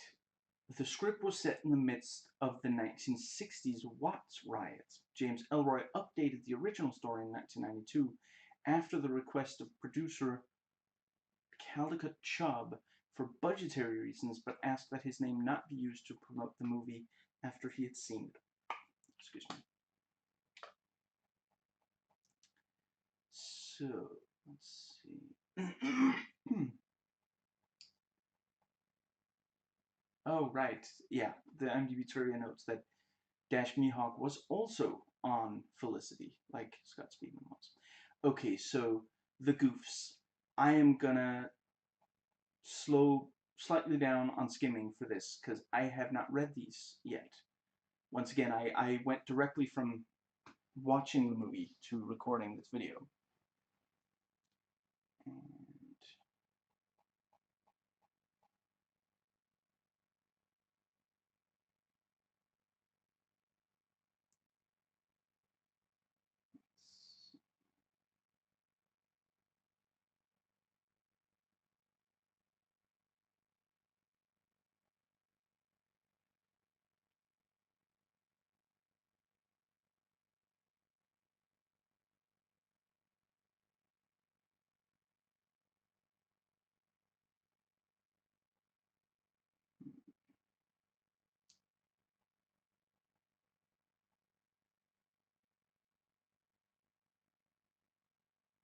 yeah.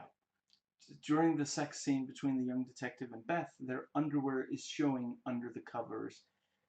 I really do not blame. Like, sex scenes are awkward enough no matter what you do. But yeah, if you're not going to see nudity, them not taking off their underwear. But yeah, I didn't notice it, but I can 100% imagine them, excuse me, it's showing through. Okay, so let's see. And, right. Then there are quotes, 17 quotes. So again, I'm just slowly gonna read.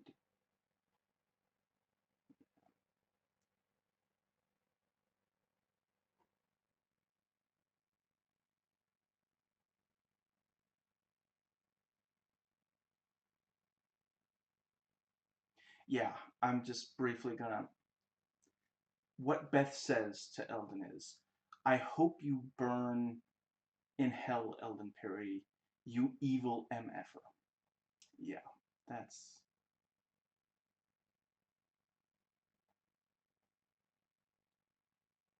And really, obviously he's not gonna, like, kill her, but she knows who he is. There's some chance he's gonna assault her for that. I mean, he's he is already attacking people who he's already attacking people who are not, like, what's the what's it called again, the ah,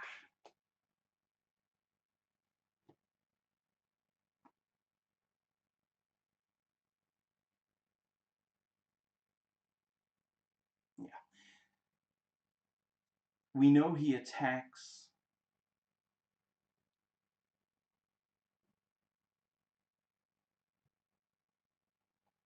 people who are not, it's not like he only attacks people to like defend himself or protect fellow cops or something. And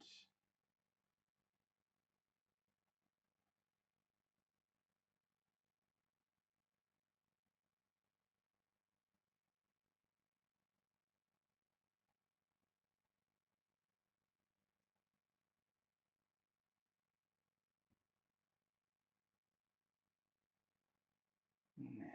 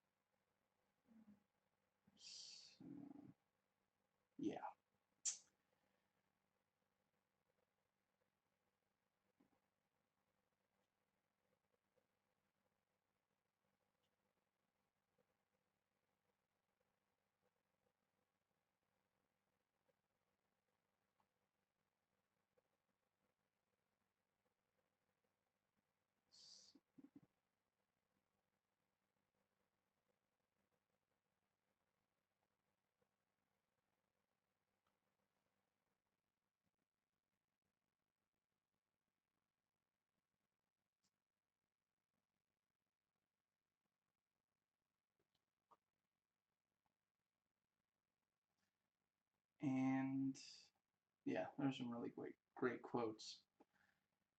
Yeah, so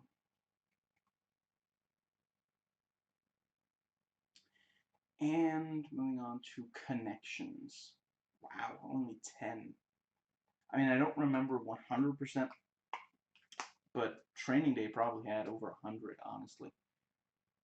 You know, very quotable movie, and everyone remembers it. Everyone watched it.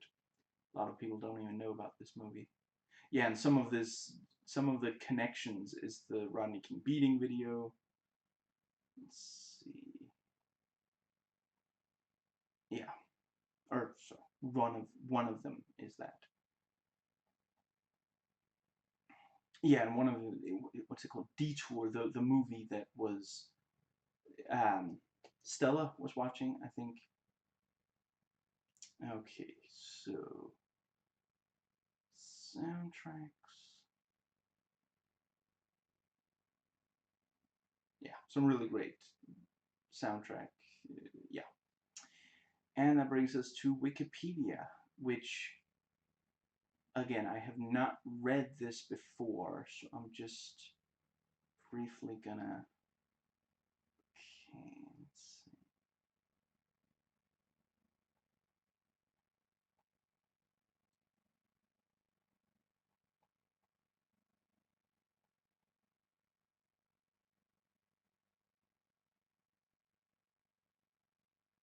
And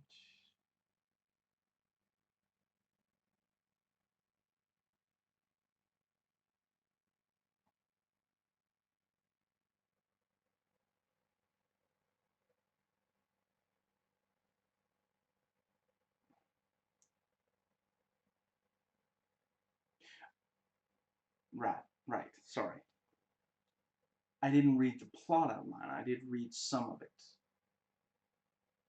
Yeah, I actually did read the rest of it. Gotcha. And okay, so between page 65 and 153, I put all of the IMDb reviews because there's only 130. There are way more for other movies. I forget what it was I looked up recently, but there was at least one that had over 1,000. That might have been a really recent movie, but still, 130. This movie really deserves more people to watch it than have watched it. But yeah, I don't know. Maybe in some ways it is a lot like L.A. Confidential, and from what I remember, that movie's amazing. So I get if people watch this and were like, this is just the same. Why, we didn't need a movie that's just like that. Because anyway, okay, so let's see. This is okay. I actually noted this as one I wanted to read. So let me read aloud. So let me make sure. See if I find the stuff I want to read aloud. Now,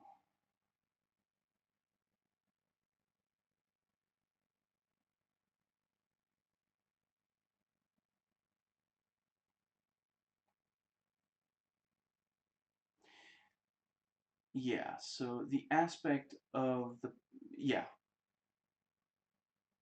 okay, so the second level of the story is the background of the Rodney King trial and the LA riots. This aspect is very much wallpaper, and I didn't really feel it was necessary for the main narrative to work. At best, it complemented the ongoing tensions between community and cops. At worst, it distracts from the main thrust. It definitely is. Yeah, it was not necessary, and yeah, Rames is not used very well, and Gleason is miscast. He's an able actor, but the film required him to be a generation older than Perry.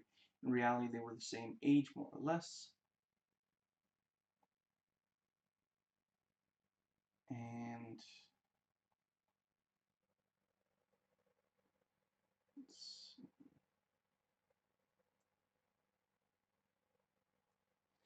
yeah, the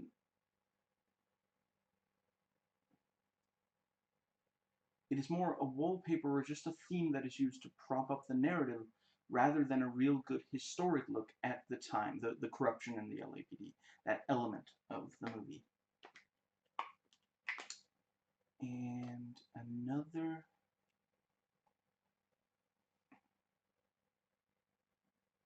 Let's see.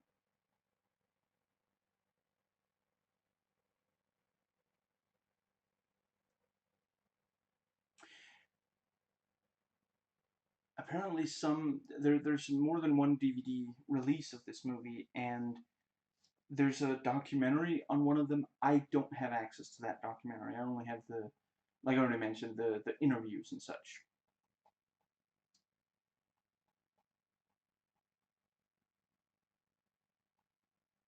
Now,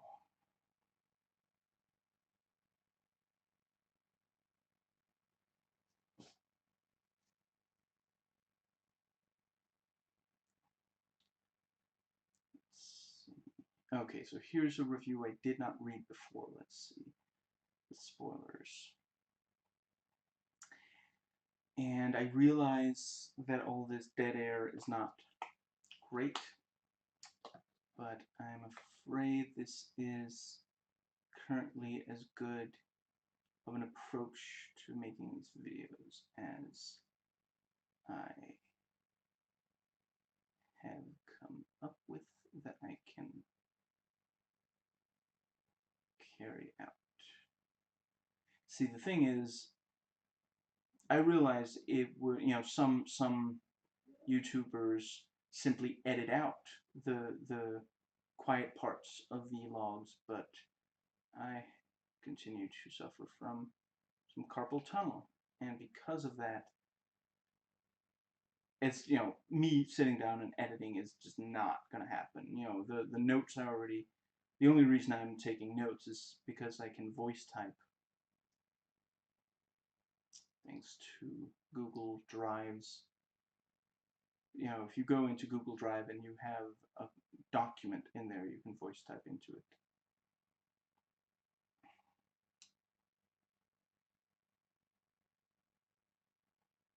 And let's see, yeah, so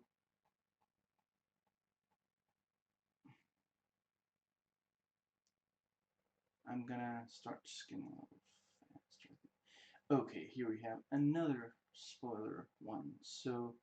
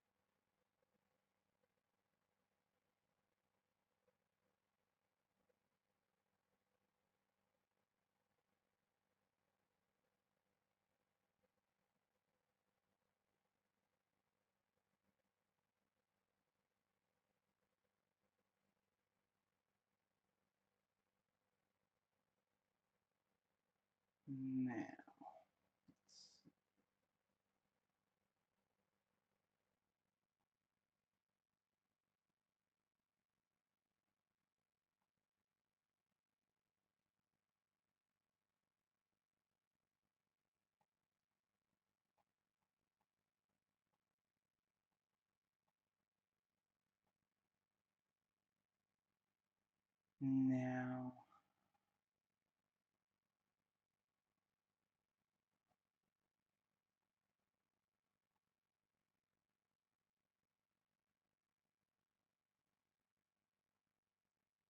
yeah, this is a reviewer who points out, yeah, this guy gave it a 10 out, sorry, this reviewer gave it a 10 out of 10, and said, I sat in the dark, crowded theater, and I saw one of the greatest cop movies of this day and age. The movie begins with the LAPD chasing Rodney King. Real footage is used too. I had never seen the beating of King. I had only heard about it, and I was shocked by the brutality. Rodney King wasn't a model citizen, but he deserved to get beat by all the cops and their nightsticks.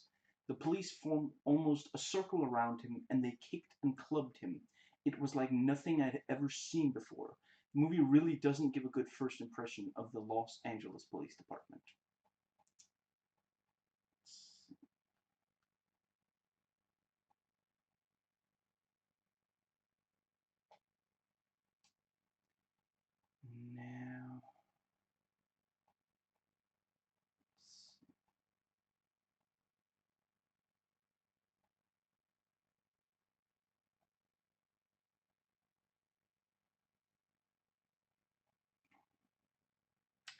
There's one who didn't think Kurt Russell gave a good performance. There's a number of reviewers where they say that as well. But certainly a lot say that Kurt Russell gives the best performance. Some say it's the only good one. And let's see.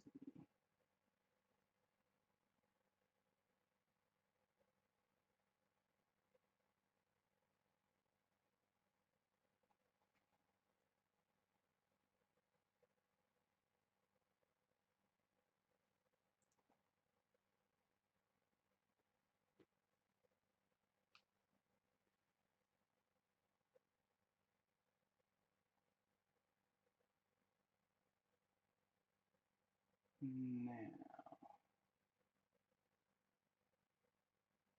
the cliches and mean-spiritedness bog it down to hell.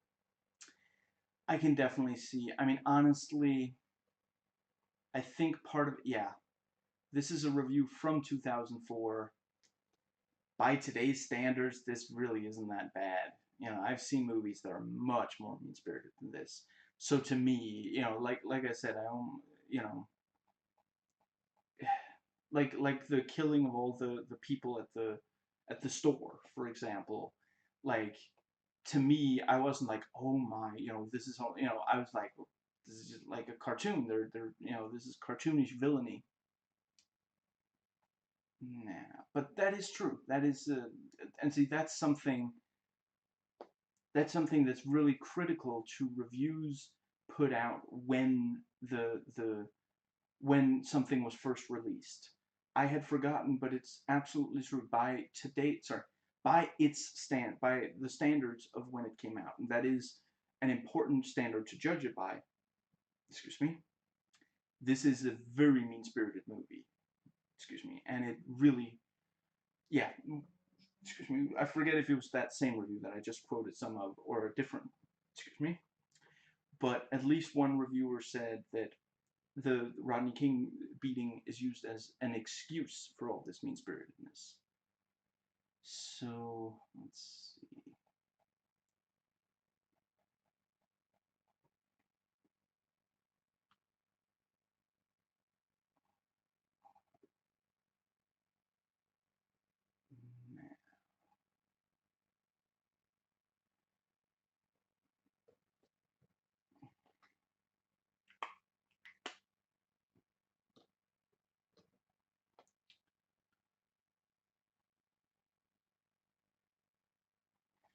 Okay, so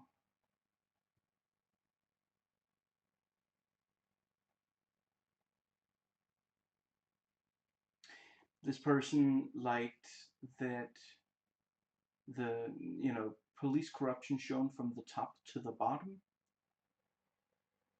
and they found Arthur to be an inspiration,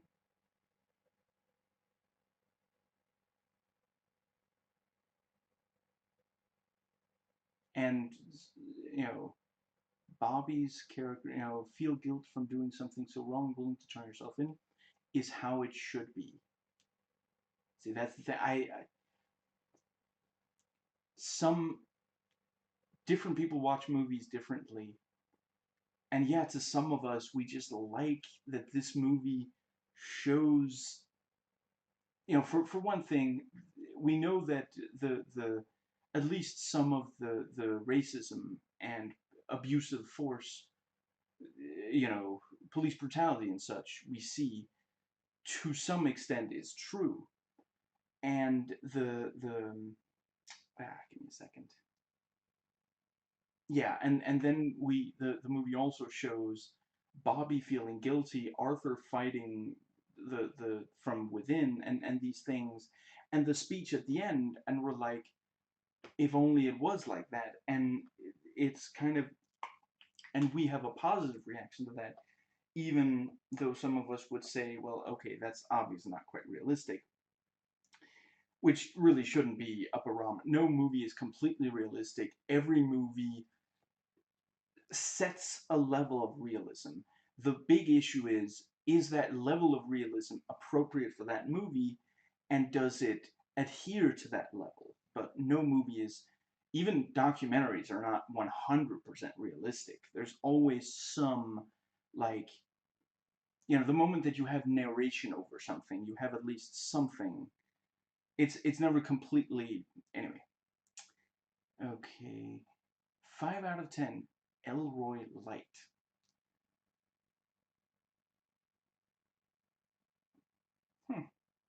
Kurt Russell has one speed. In a John Carpenter movie, and in high-tension moments under any aesthetic, his full frontal assault on acting is perfectly appropriate. Now, let's see. Is that really what he's like at all? I'll have to try to think. I'm not entirely sure I see it that way, but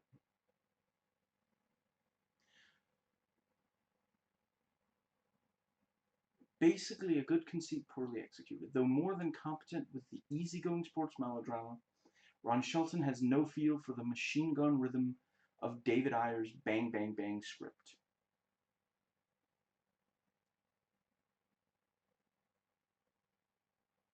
Huh.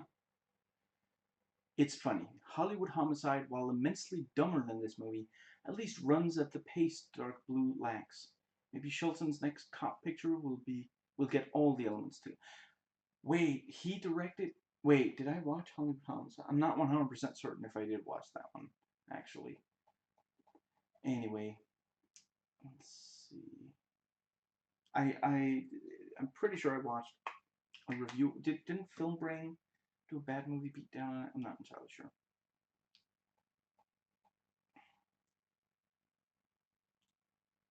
Now, let's see. But yeah, anyway, some of us watch the movie and we're like, ah, if only this would happen in real life. And others watch the movie and they're like, this wouldn't happen in real life. And it's like, you can't completely choose. We're not no one is in complete control of their own, emotions and such. But I do think it makes a lot of sense. You're gonna get frustrated a lot if you're gonna get frustrated. I used to get frustrated when a movie wasn't realistic, but that's just gonna leave you really frustrated. But then, honestly, I'm not saying this is true of all, but there are definitely some of the people saying, eh, no, never mind. Not gonna go there.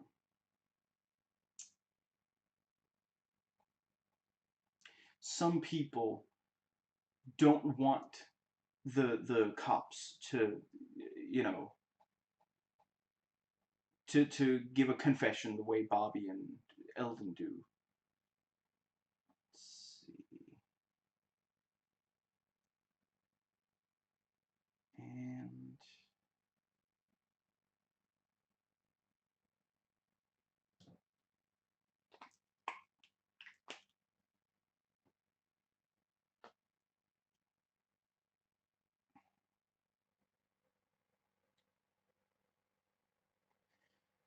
let's see.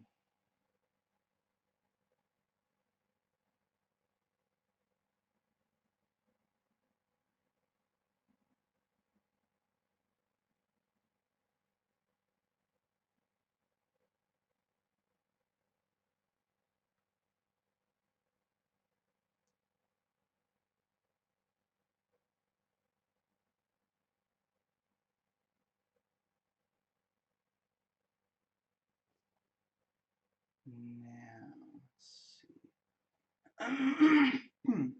Excuse me.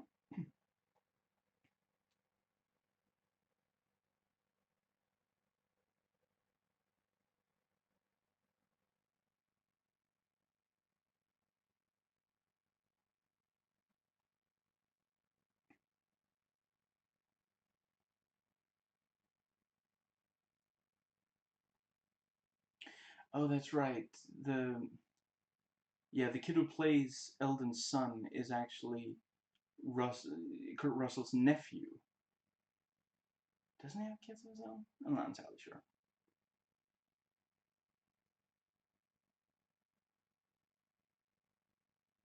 Now that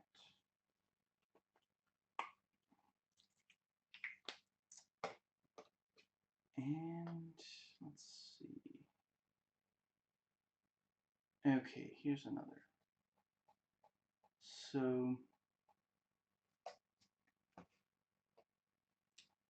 have been going for 2 hours and 30 minutes. So, let's see.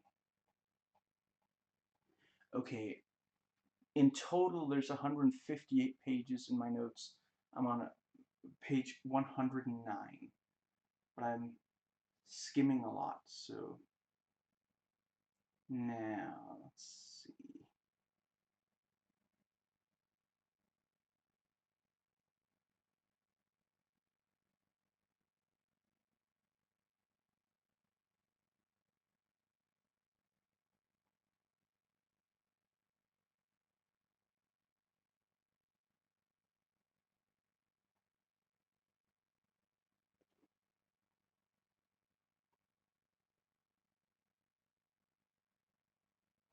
Yeah, so this is another reviewer who questions, yeah, said, you know, when Russell urges him to gun down a con, he backs down. That's kind of weird for a guy who just got cleansed for shooting a man in unnecessary fashion. But he didn't shoot the other guy either, though. Sorry, he didn't shoot the other guy. That was Kurt Russell. He, you know, in reality, he dropped the gun, and Kurt Russell had to. I mean, really, as far as we know, he is simply not the only person Bobby has ever shot is the guy he executes, and you know, he feels really bad about it. So yeah, it is possible that he would never have been comfortable with shooting people as a cop, but that's not something you can know until you experience it. And like I said earlier, it's an execution. That's probably not something, you know, statistically speaking, relatively few people are actually capable of carrying out an execution. And even the ones who are willing to do it once are not willing to keep doing it. Because when, you know, the first time they maybe figure, okay, it'll be over, I'll just pull the trigger and it'll be over. And then they have to deal with the emotions. And so later, when they're told to do it again, they refuse to. Now,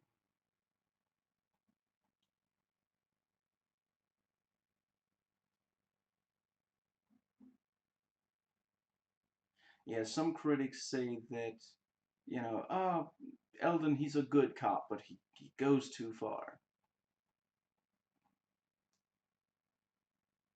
Let's see.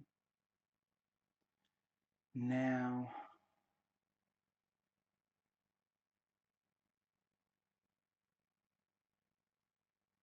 okay.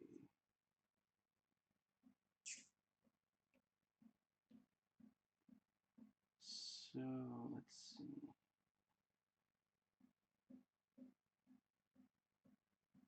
Huh.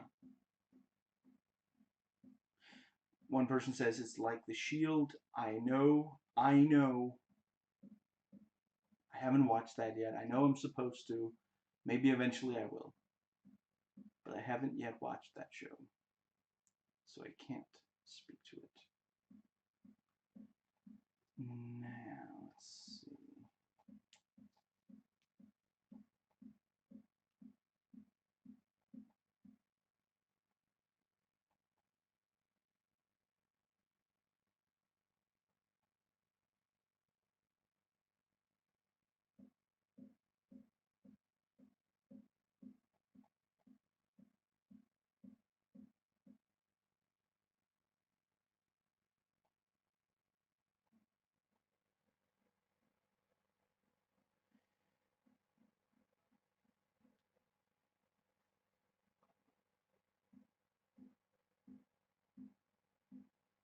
Okay.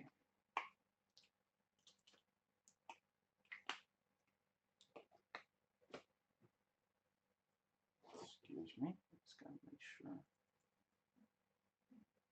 Doesn't. Huh.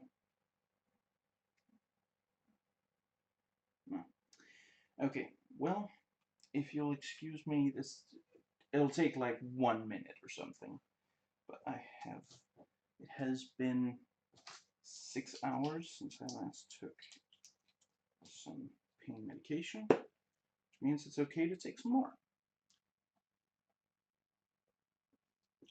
Yes. See? Didn't take long at all. I think I've said that at least once before. That kind of made... I don't want to give you the wrong impression. It's not like I take pain medication like every single time I can. It's just, it's been 6 hours and I'm still in pain. So I'm taking pain medication.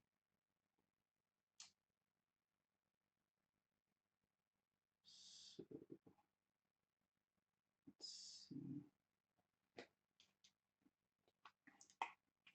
Excuse me.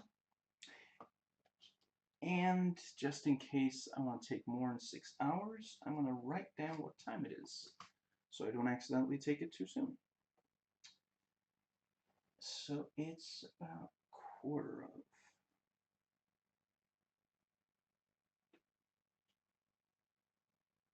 There.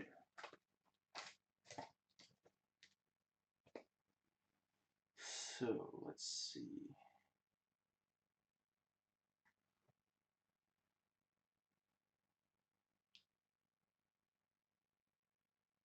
Now, almost all the way through. Page 132 of 158 now.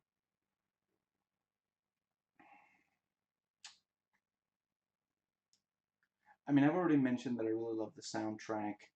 I feel like it captures the setting really well, which, you know, as does a lot of the filming and editing.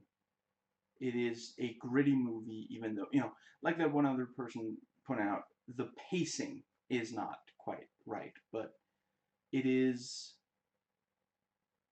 as yeah, it does have grit.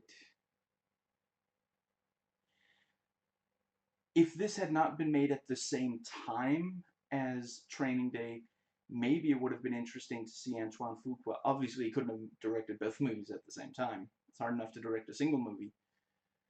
You know, yeah. If that may it maybe have maybe it would have been interesting to see his version of this movie, but you know, very unlikely we'll get that now.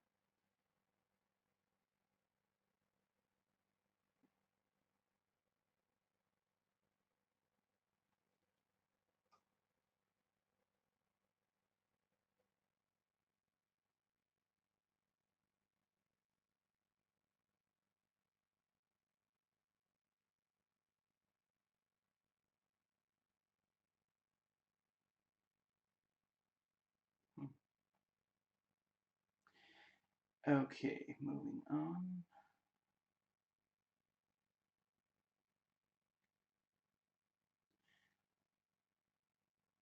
I'm not saying it's wrong to have a problem with swearing, but when I see reviews of David Ayer movies that he wrote, directed, or both, where the reviewer says I did not like the swearing, you're you know, if you don't like it, that's, you know, and if you feel that it is right to review based on that, to put in your review, part of why I'm giving this a negative review is that I did not like the swearing. You know, personally, if it's like a children's movie, then there shouldn't be swearing, you know.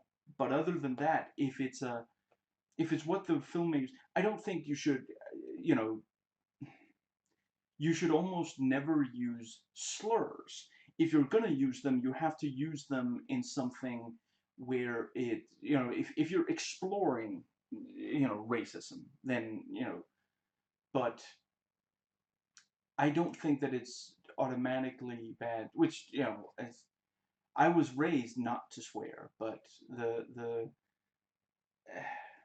you know, I don't like a movie more or less based on whether it has swearing, though I might like it more or less based, you know, based on if the swearing makes sense or not, or such. But if you want to give a negative review to a movie, in part because it has swearing, that's entirely up to you. But you, like, if you were surprised, I mean, as long as IMDb, I, okay, I'm not 100% certain if it was from the very start of IMDb, but certainly for many, many years now, you can look up if there's swearing in a movie on IMDb. So, like, it's free. If you can put the review on the internet, you have access to the internet. So I don't know, I guess some people don't know or don't think to check. To some people it's so unthinkable that there could be content like that. I just don't understand.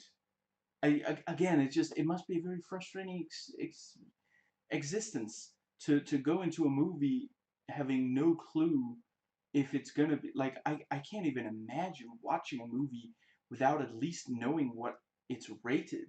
Like and based on that you have a pretty good idea, although not all R-rated movies have, you know, you you know you can expect R-rated material, but you don't know exactly what. But yeah, I don't understand. I don't have I ever I guess maybe when I was a teenager. I think when I was a teenager, I went into movies not knowing if they were gonna have swearing and such or not, but among other things, you know, the rating. But yeah, I don't think I've watched a movie since I turned 18 where, excuse me, I had no clue whatsoever if it was gonna be PG-13 or R or such. Anyway, those are all of my notes. So let's see if I have anything here at the very end. I let's see.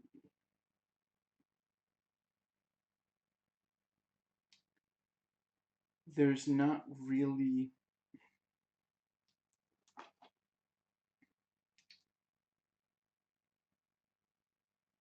yeah, I I think I've talked about the elements that I felt didn't completely work, and I don't think there's really any of the acting where I thought, wow, that's really bad, you know. I agree with that, you know, the person who pointed out that Brendan Gleeson just, he's, you know, age-wise, it doesn't really make sense, but yeah, certainly, I agree with those who said that some of the actors are underutilized, that you know they don't get that much screen time and so aren't allowed to make as much of an impact as they could. But I think that is pretty much what I have to say. Let's see. The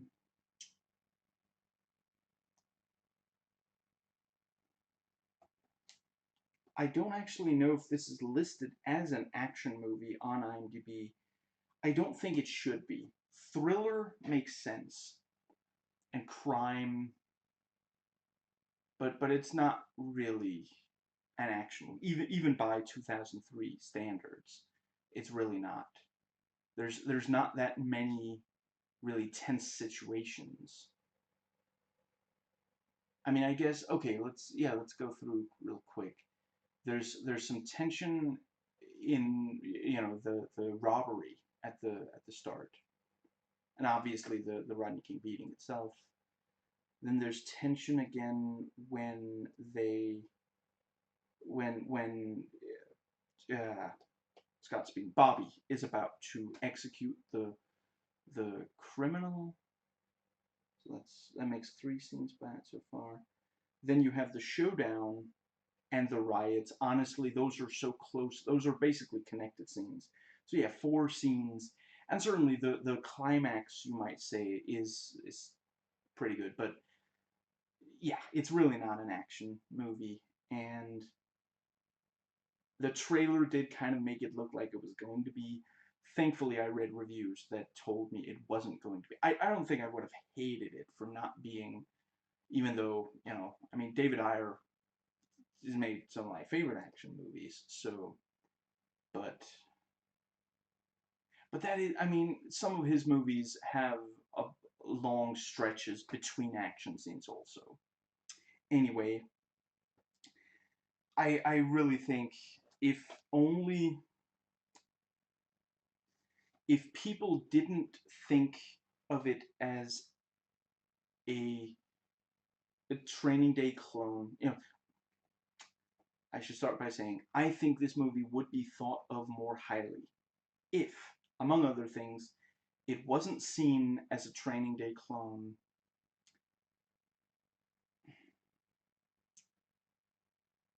If the cast were more like, some of the cast is just not well liked in general, and to some extent, I mean, watching this, I'm not like, oh, I definitely gotta watch everything Scott Speedman's ever been in.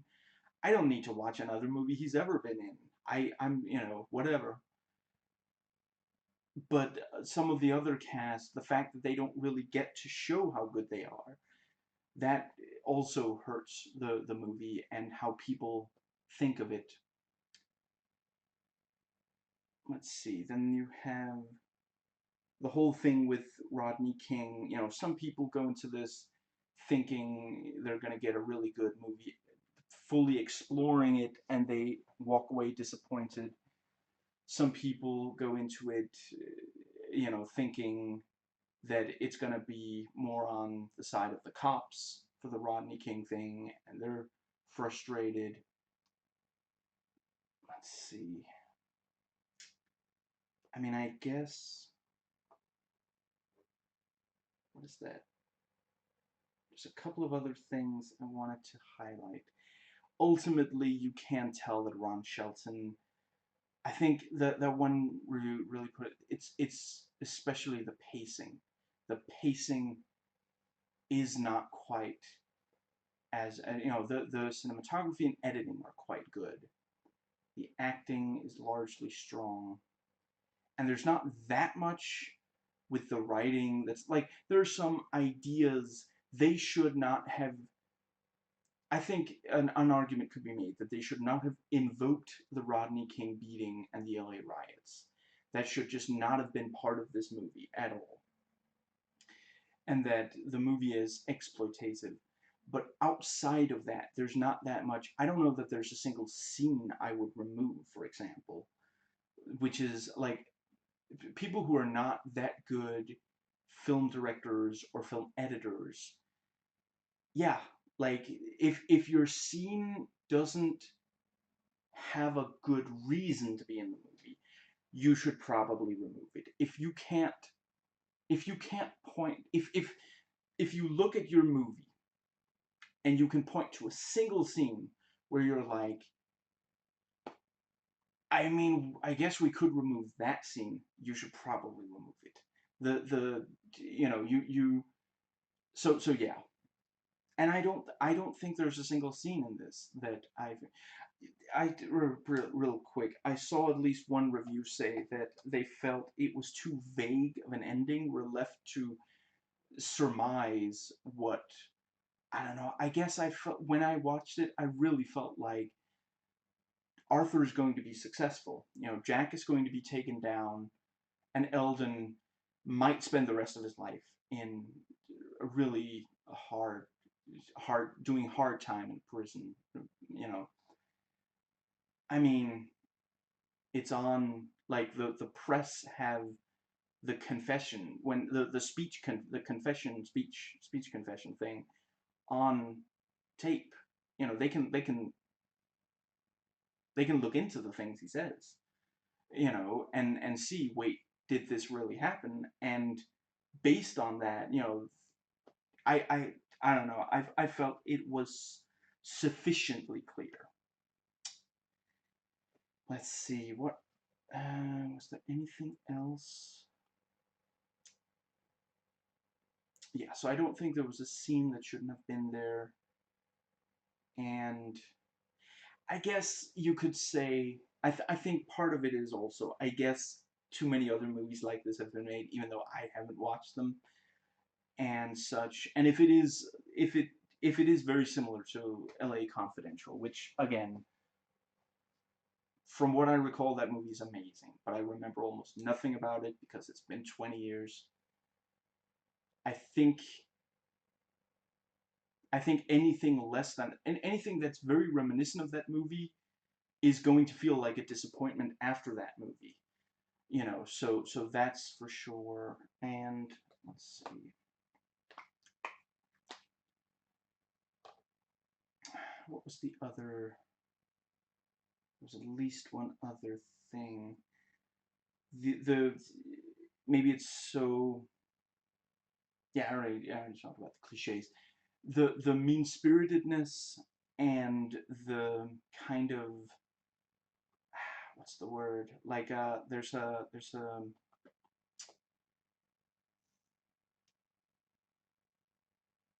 I guess exploitative is the word to. I think yeah, it is too exploitative, and that's part of why people don't like it. Yeah, I think ultimately, I think that's all that I have to say about the movie. But yeah, I mean, I'm not gonna rush out and watch something else by Ron Shelton and Scott Speedman.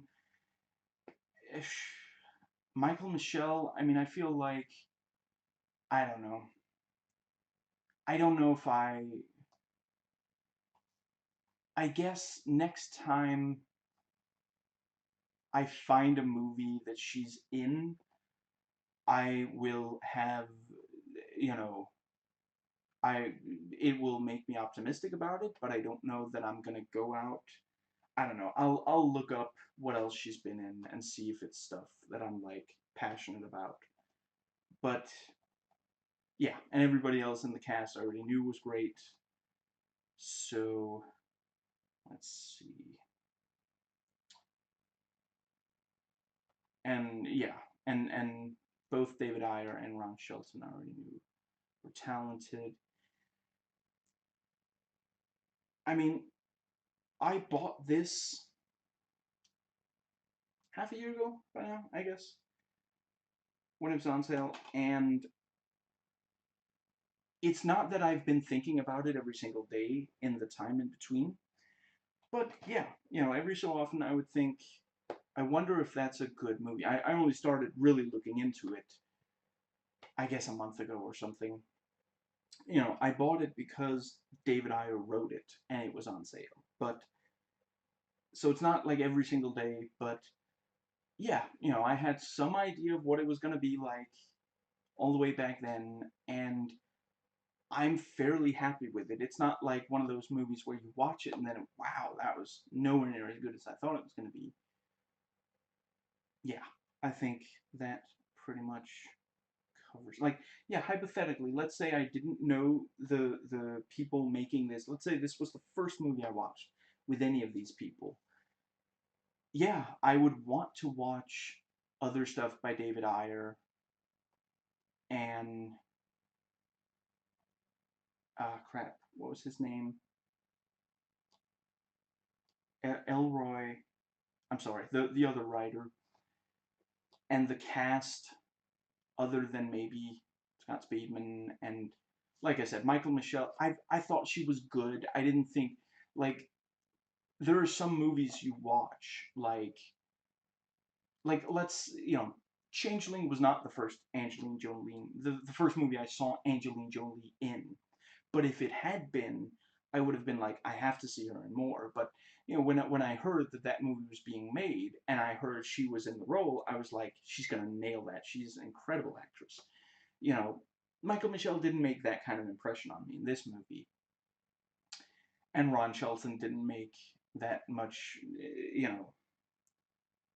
But yeah, the rest of the cast I would have wanted to see more of, and I'm as it is, I'm really glad I've seen them in other stuff, and I'd like to see them in even more.